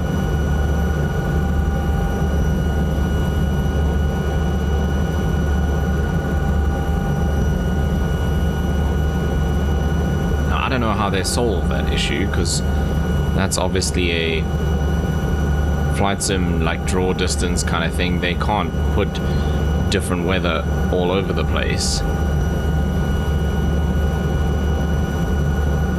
It's just that that change is too jarring. You go from we can 100% fly a VFR like this to can't even see the ground.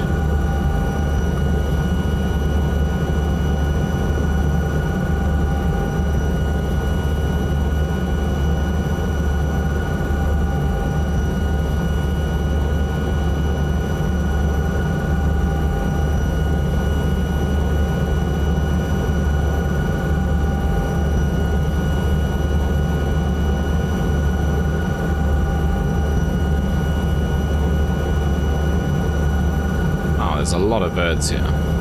Okay, so here's this dam, so it's kind of just other side this, where the rain started.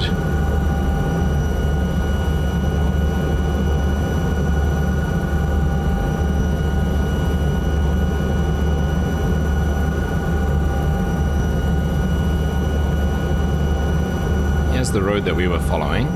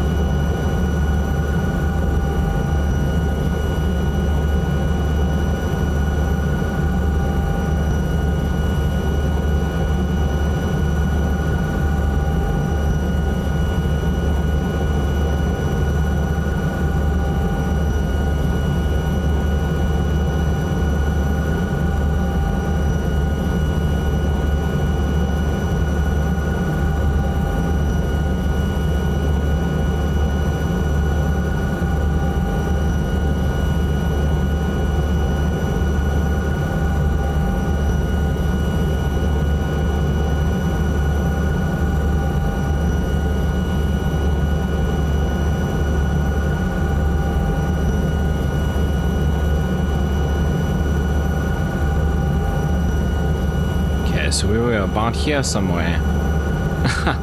Okay. That's just crazy.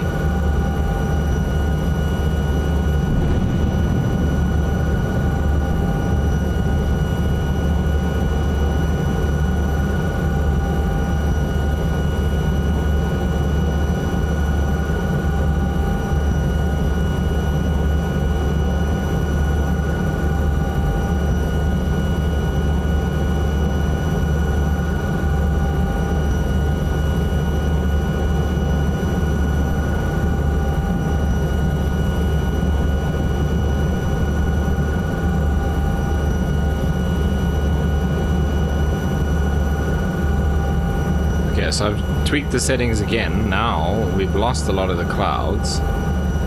However, this looks a lot better because you can see those storms in the distance. Let's see.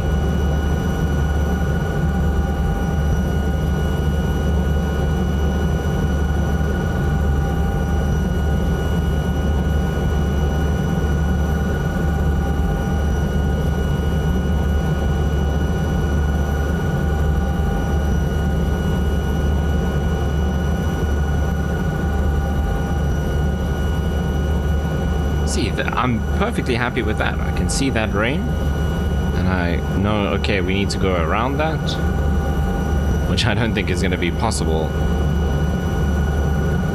in any case, but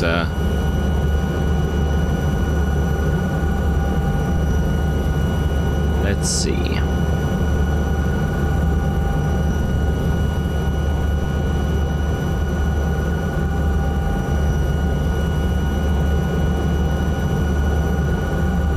Road, we've got the road, railway, and the river all together here. It sort of heads to a bit to the right, so maybe we can go around this thunderstorm in front of us.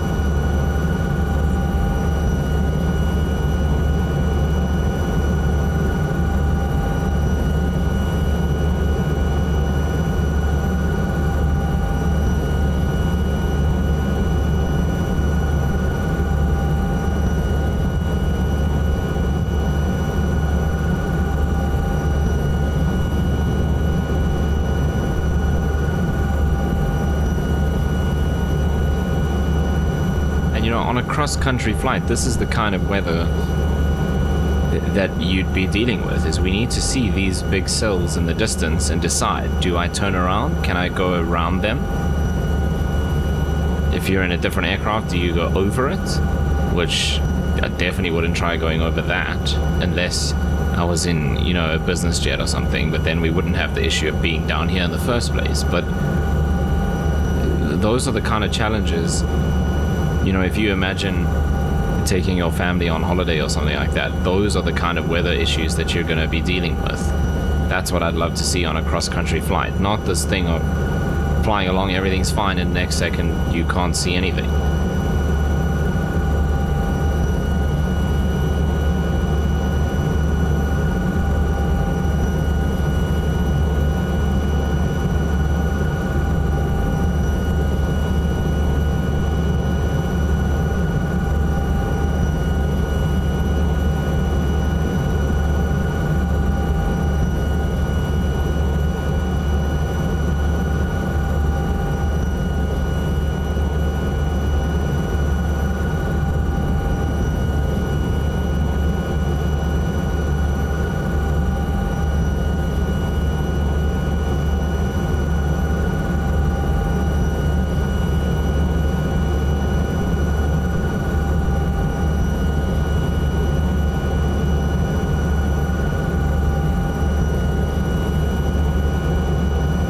Other than that,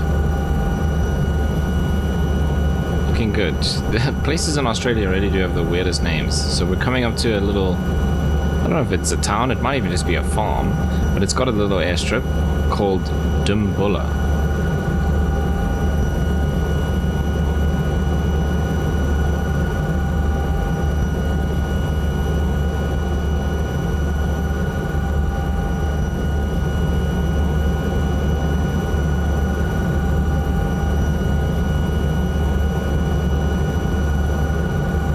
the right-hand side of the river here. Oh, that river kind of curves around. It comes back. And then just on the right-hand side, it's a little airstrip. I think it's over there.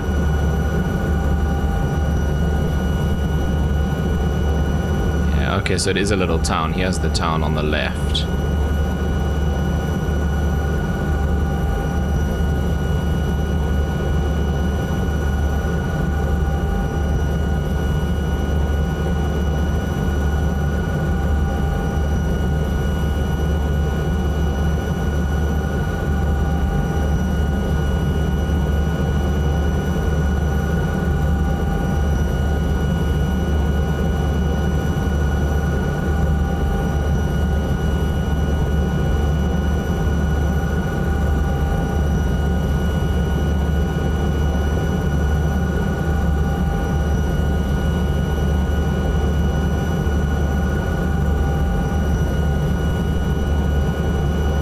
Here's the town, the little airstrip is there somewhere.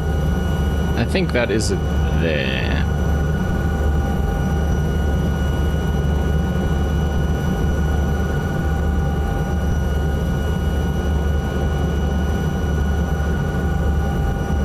Okay, now the road that we're supposed to follow goes into the weather there.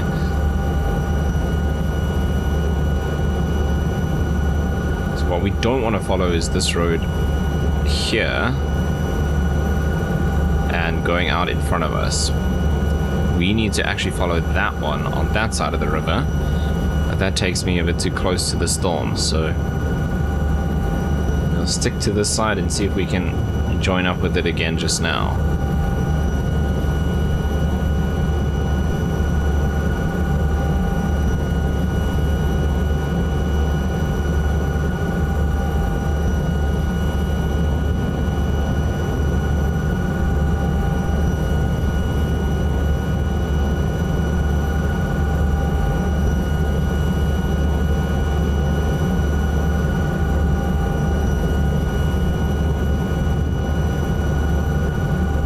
So what actually happens is the road curves in and then kind of comes back out basically to where the heading that I'm on already. So I reckon I'll be able to join up with it quite easily.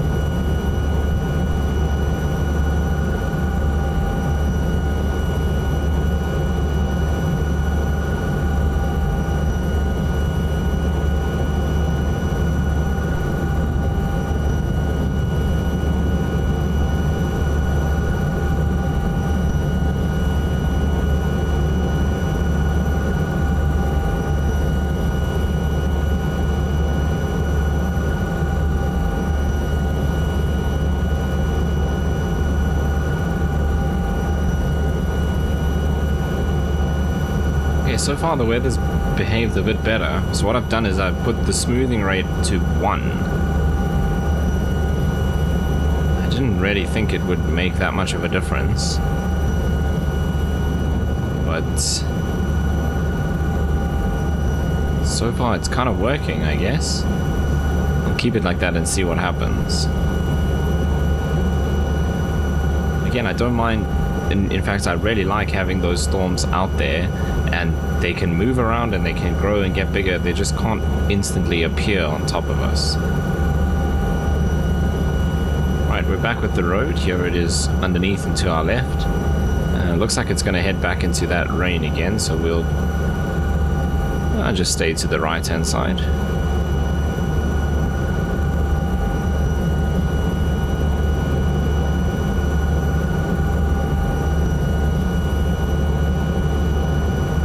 can spot the railway. I think it's gone... Yeah, it goes the other side of that high terrain. Because we can also use that as a guide. It ends up at the same place. Takes a slightly different route, but still ends up where we're going.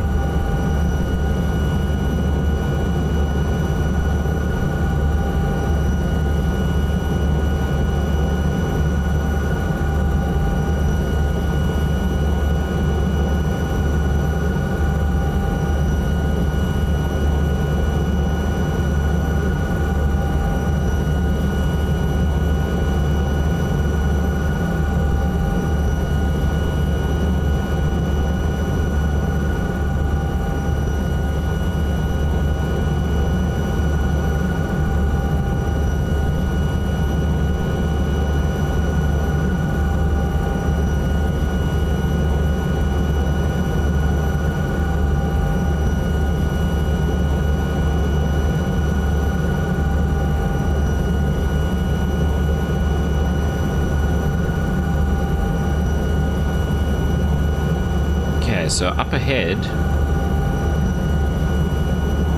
somewhere, the railroad actually crosses over that highway and then links up with the river. If we can find that point and follow the railway, then we're in a good place as well. Because the railway then stays more to the right of the road, which is looking like it'll keep us out of the rain.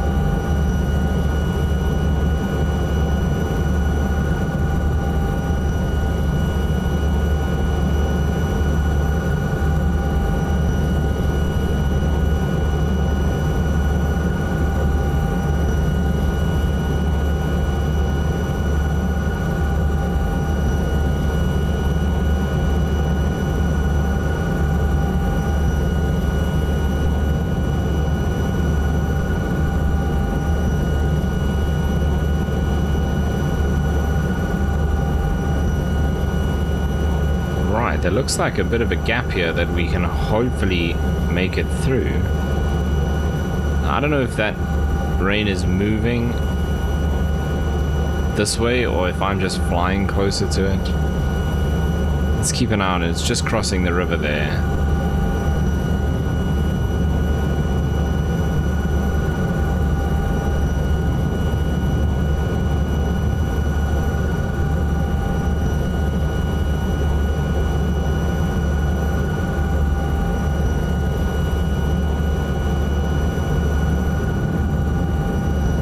This is the river, so if we follow this, we should find the railway, because they link up somewhere.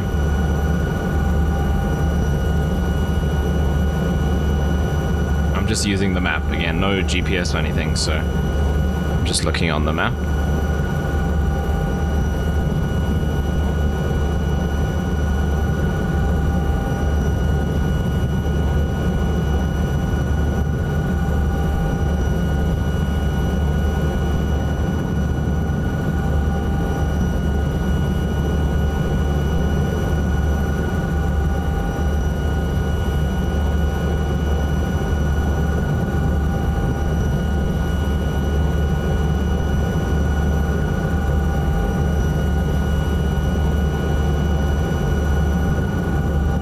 There's the river still down there.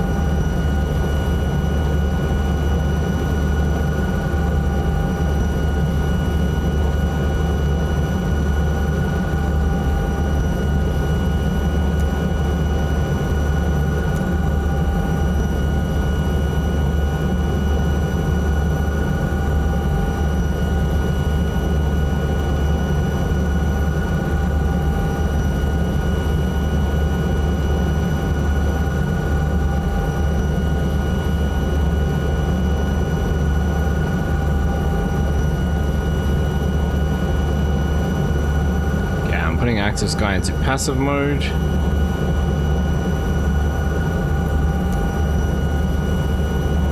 So it should still use like its textures and stuff as far as I understand. But the actual weather data comes from Flight Sim. And it's completely different.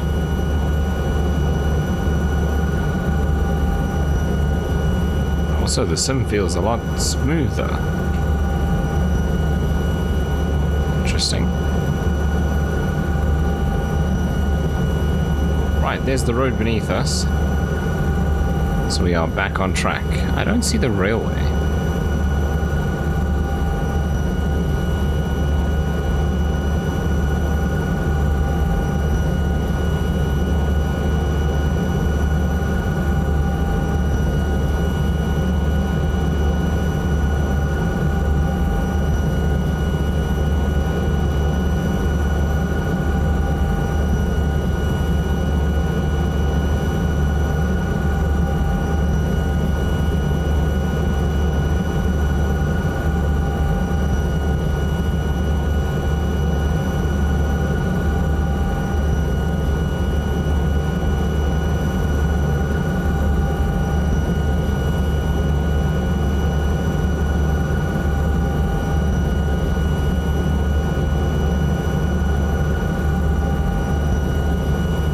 Okay, we are actually not far from the airport, that YOTN airport. We don't need to stop there anymore because we lost our cargo. So I think I'm gonna ditch the road now, because coming up at some point the road swings to the right, like veers a bit to the left and then swings hard to the right, and it's gonna take us on a big detour that we don't need to do.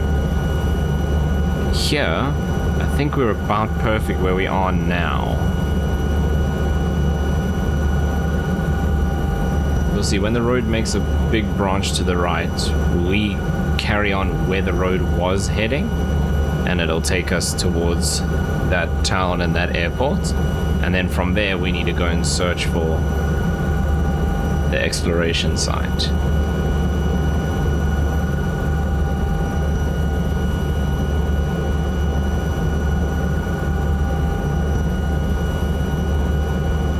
Actually, I'm wrong. It's not the road that does that, it's the railway. This is the railway down here, by the way.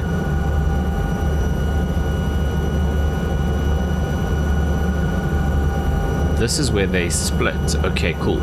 So here where the road and the railway split, we need to follow the railway and then not branch off it once it swings right. Okay, cool.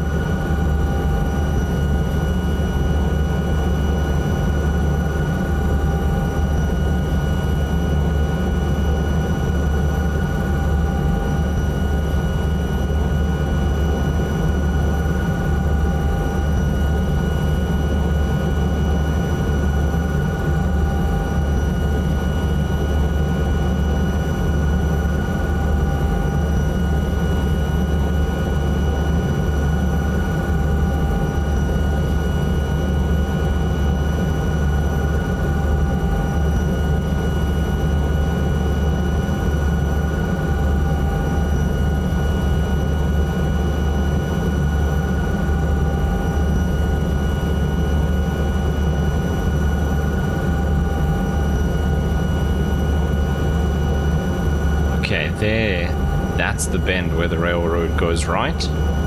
So we can stay basically where we're heading now, I think.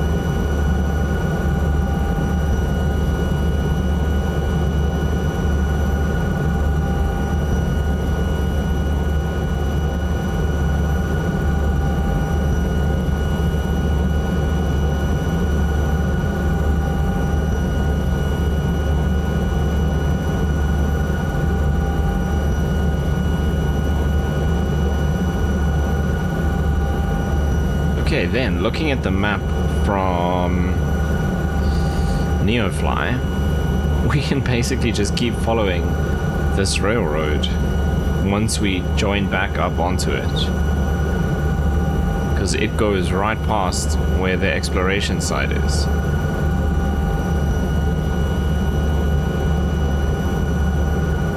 I wonder if this little town and the airport is just behind those hills there.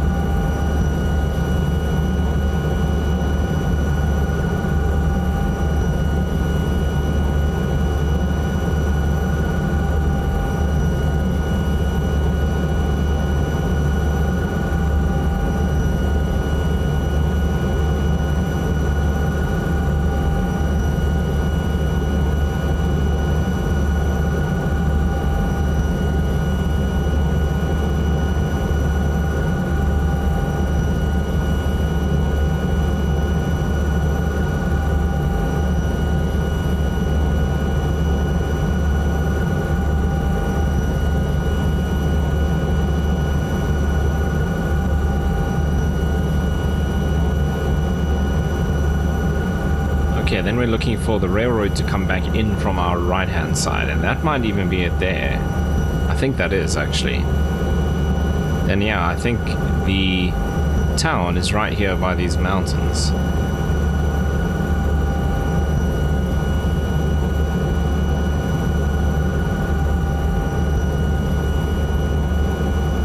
I think that might be the airport. Yes, that looks like a runway.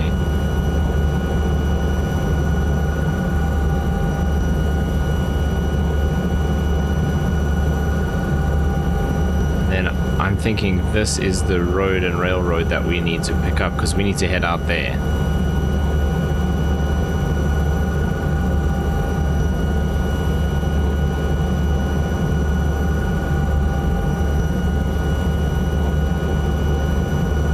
To head more left, but that's where the road will go, unless it's actually this here. No, I think it's that one straight in front of us. This is something else. Now I'm not sure.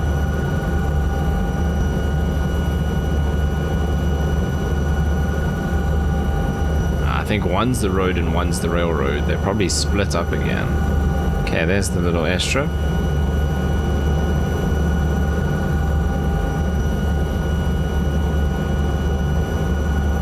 Right, let's stay in between these two. That's probably the easiest.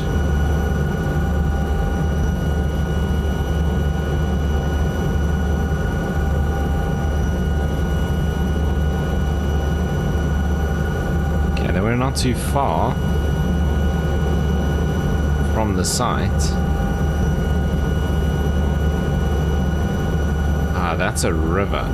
There's the road, and here's the railroad here, so we can follow this down out that way. What's that thing over there? I wonder if that's like a smoke or something. I don't actually know what I'm looking for, to be honest. Never done one of these before. They've always been like so far away, like on a different continent completely, that I've just ignored them.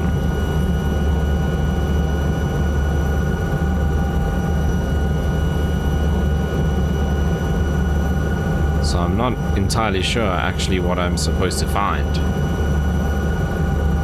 I'm assuming she'll say something to us once we get a bit closer, like you do get with rescue missions.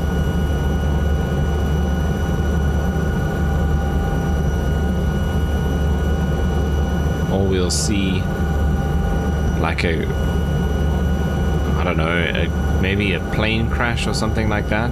This is supposed to be like treasure, I think.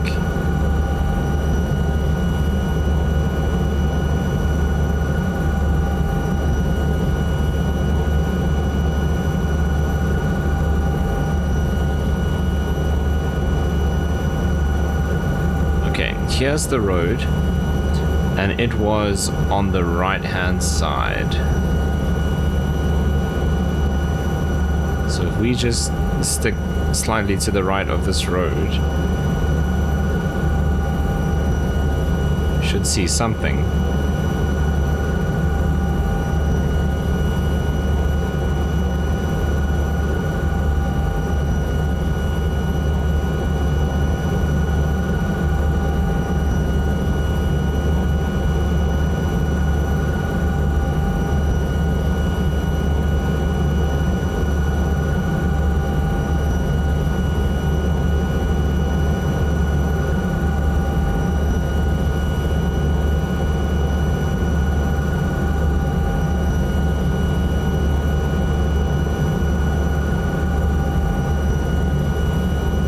Also, I'm assuming you have to land by whatever you found to claim the reward, which is why I took a helicopter.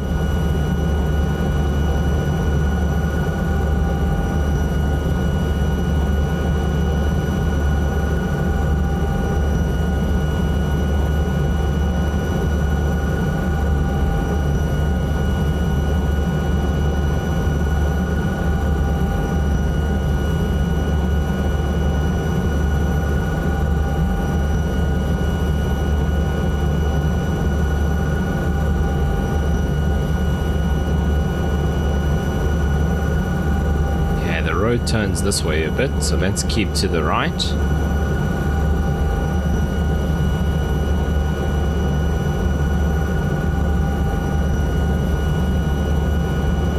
But also, I think the marker. Transporter there we from go. dispatch. You are less than 5 miles from an exploration point. Search 1 mile around the map icon. Yeah, I was gonna say I don't think the marker is exactly where it is. So she said 1 mile. Okay, well, it's just on the right of the road, and we have to just cross a river. This is the wrong road, no, not this one. It's this one over there. It keeps going this way.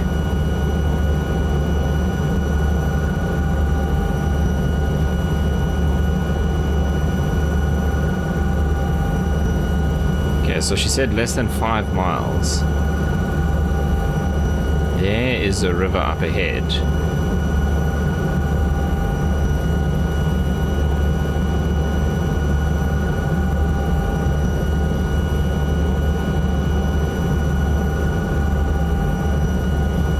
Okay, the road does kind of head in this direction. There's something straight ahead that's shining. Again, I'm not entirely sure what I'm looking for, so...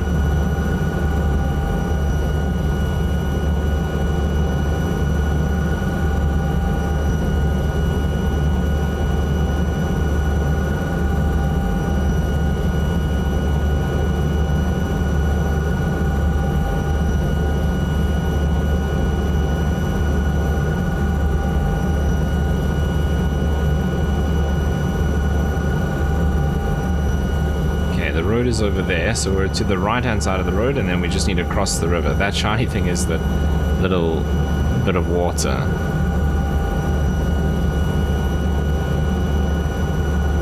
Okay, and then it'll be to our right. There's the road there, so we're pretty close.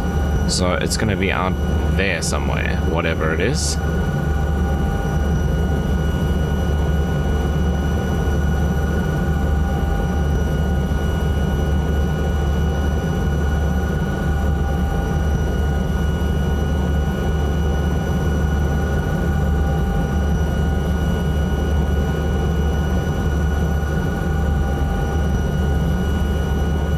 That's too close.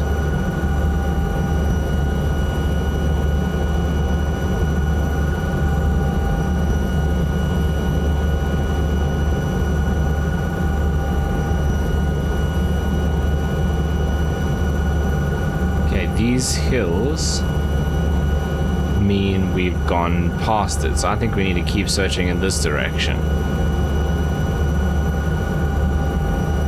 Well, there's something down there. Or are those just trees? Okay, I can look at the map on Neofly. Oh, right, yeah, we're correct. It's in here somewhere. So we just need to look around here because the marker is not exact anyway. So it's somewhere in here.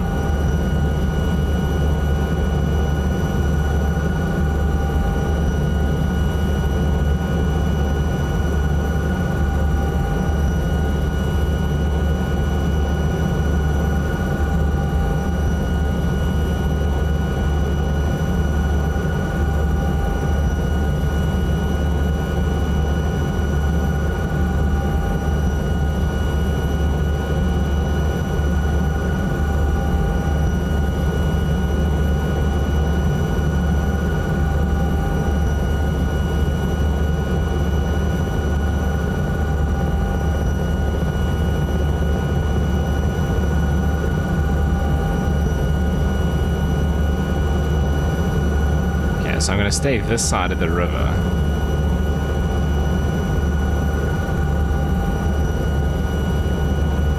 Because it was definitely south of the river. But again, I don't really know what I'm looking for.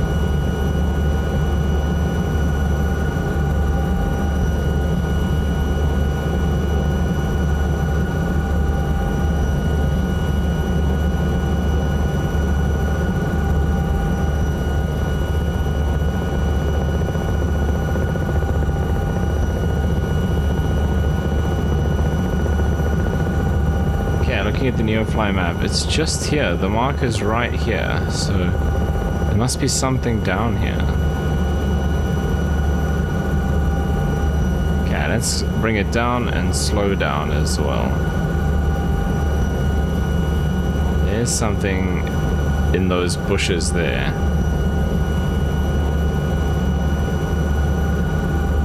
Is that just a building? It's just a building.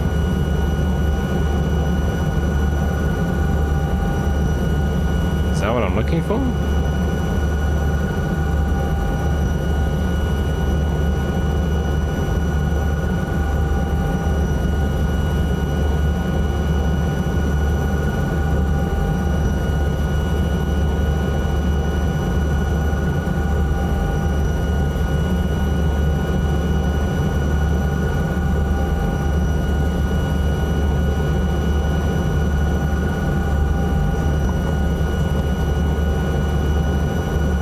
I thought there was something on this side, but it's just rocks.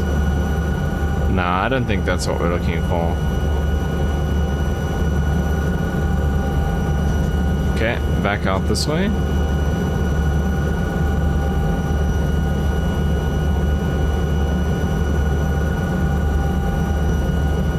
Okay, the marker is straight in front of us now.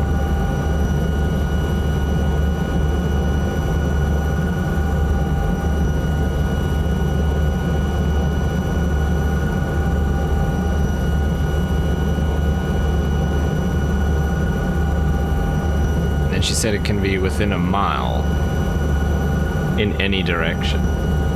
So the marker's about here.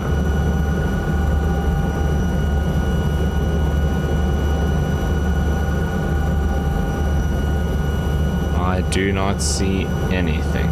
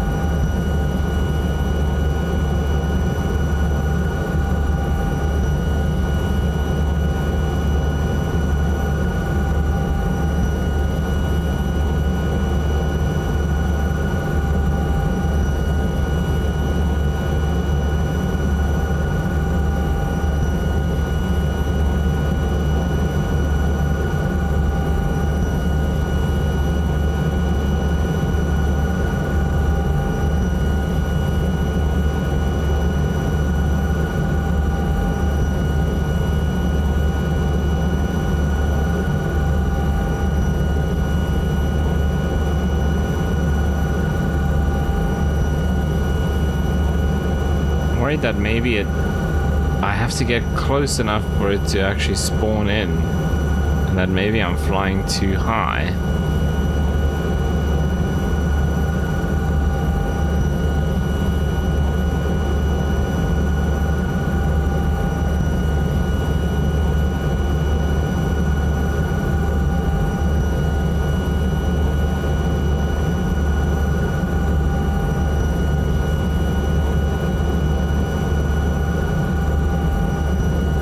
that it spawned like under a bush or something. Okay, we're basically on top of the marker again.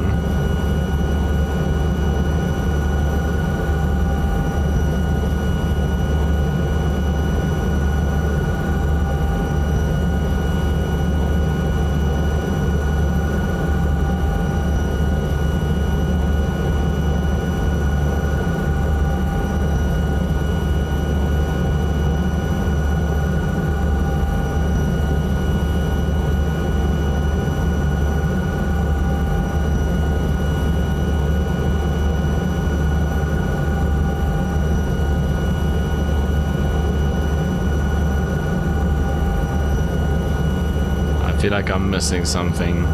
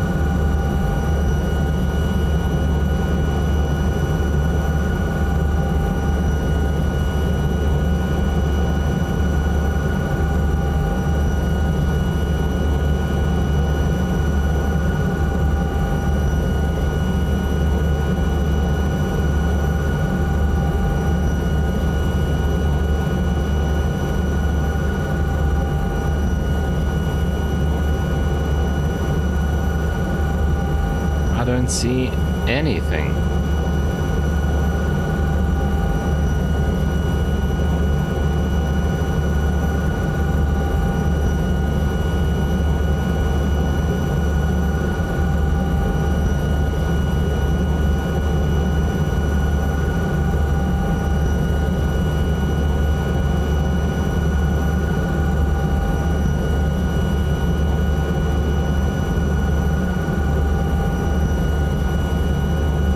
I feel like even before we land next to it or whatever, she'll probably say something when we get close enough.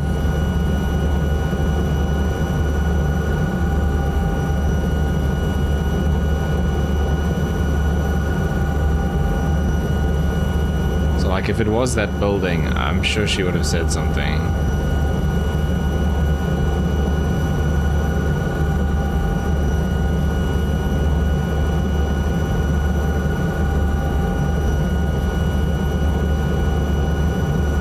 There's something down there. Is that water again?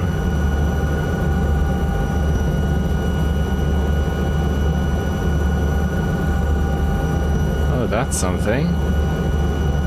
Is that a crashed plane? I think we found it. That looks like a plane wreck. Oh yeah. Okay. She hasn't said anything, but we have now found it. Okay, so it's quite a bit further away than I thought.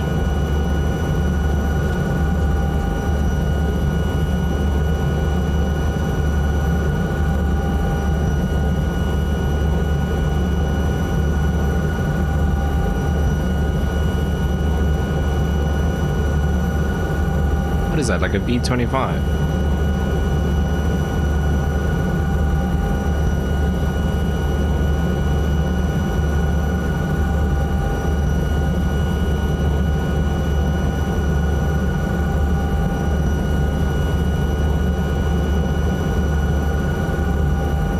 There's a lot of grass and bushes and stuff here, but we're gonna have to set it down nice and gently.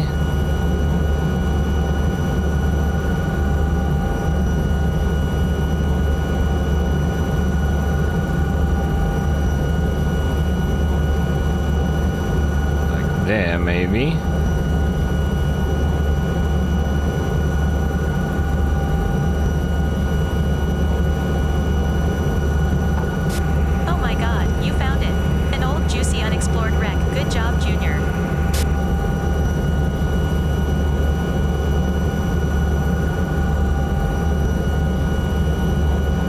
Okay, that's it. We got 6 gold, apparently. What do I do with that? Not entirely sure. Oh, there we go. It's loaded it onto my aircraft. Wow, it's worth 45k. Okay. So now we just head back to that airstrip, and I think we can call it for this episode.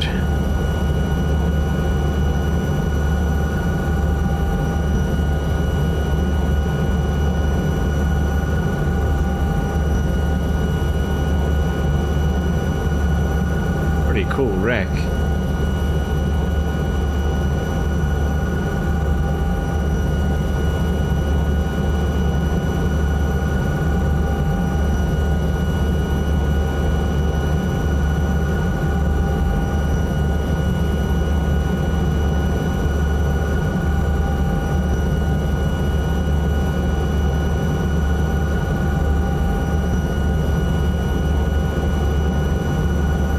Okay, here's the river, so we need to pick up that road again.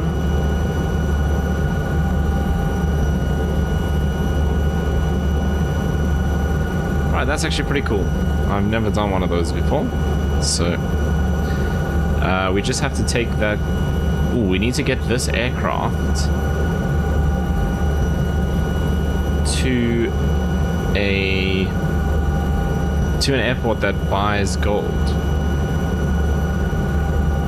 So we'll go here to YOTN and see.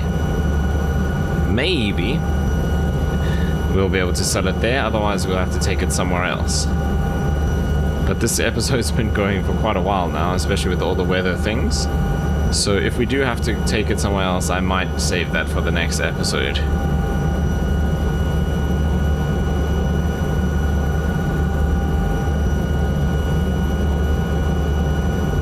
This isn't the road I'm looking for, because it's going the wrong direction.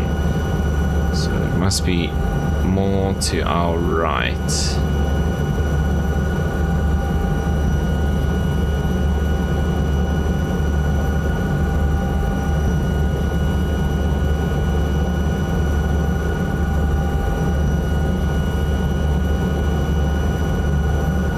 Okay, I was worried there for a bit that I wasn't going to find it, but it was just a bit further away than I thought.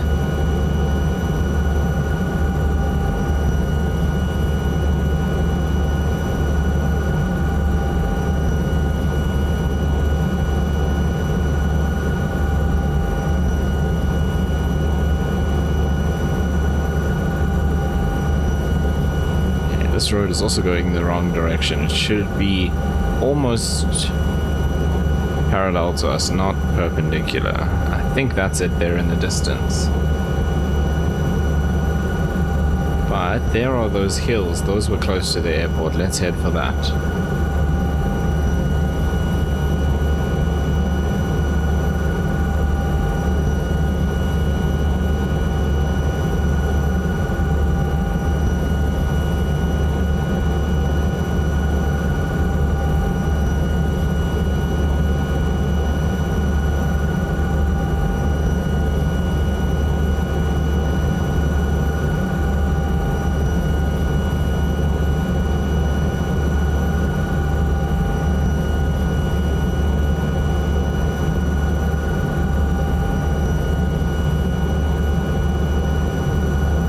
pretty windy out there, actually. I just realized.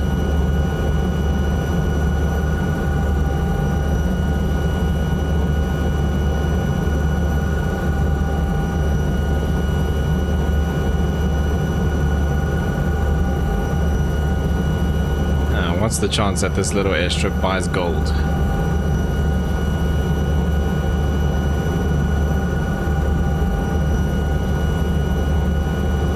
It'd be cool if you could transfer like those goods and even jobs actually from one aircraft to another, because that's the thing. If this little airstrip doesn't have the facility to purchase the gold, it stays on this aircraft, so I'm gonna have to fly this helicopter, and it might end up being ridiculously far away.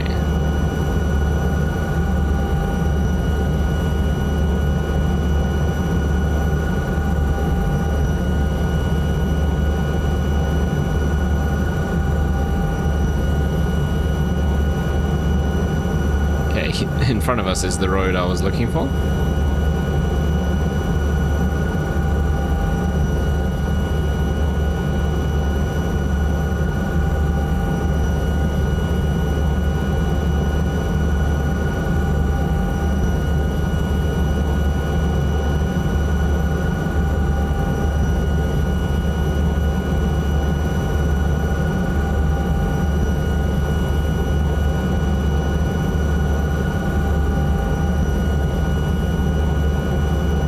I think this trip was just other side the mountains from where we are now.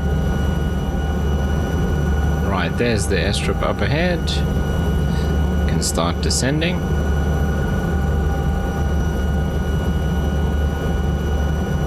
It's gonna approach midfield because I don't actually know where the parking is. I think it's on the left-hand side. That's what it looks like from here.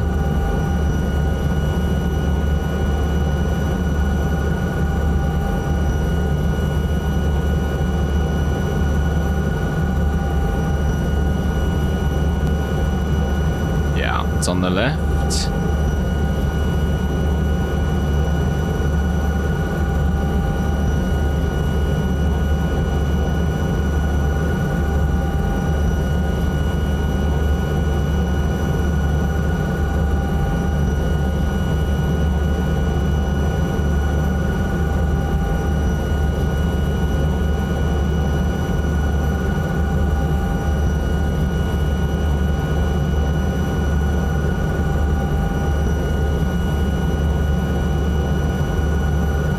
Wind is coming from this side.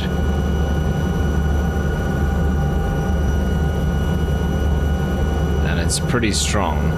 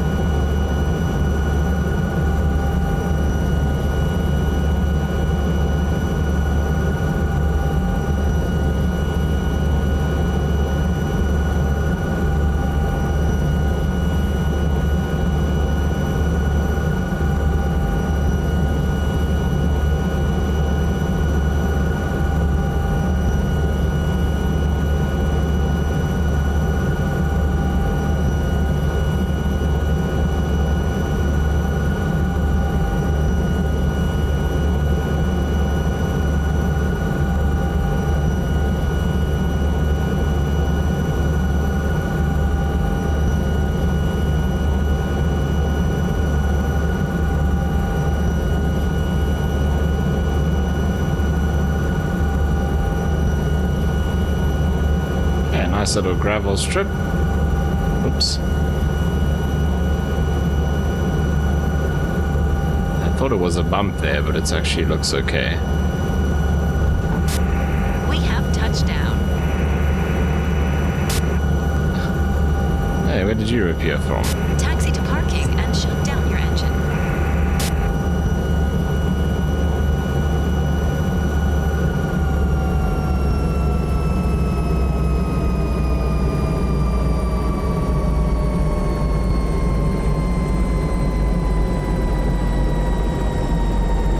look at that, all my textures are gone. Let's go.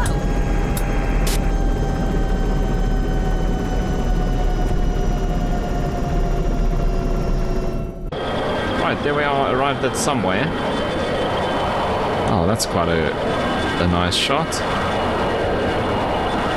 But after our last flight out of PNG, down into Cairns, and then all the way down here, I don't even know what this airport is called. But I need to check and see, do they buy gold? They don't. So, first things first, in the next episode, we need to find somewhere to purchase this gold. And then we will be heading from here in Australia all the way over back to South Africa. So that's going to bring us to the end of this video, but if you do want to follow along and see the next episode, you know what to do down below, and hopefully I see you there.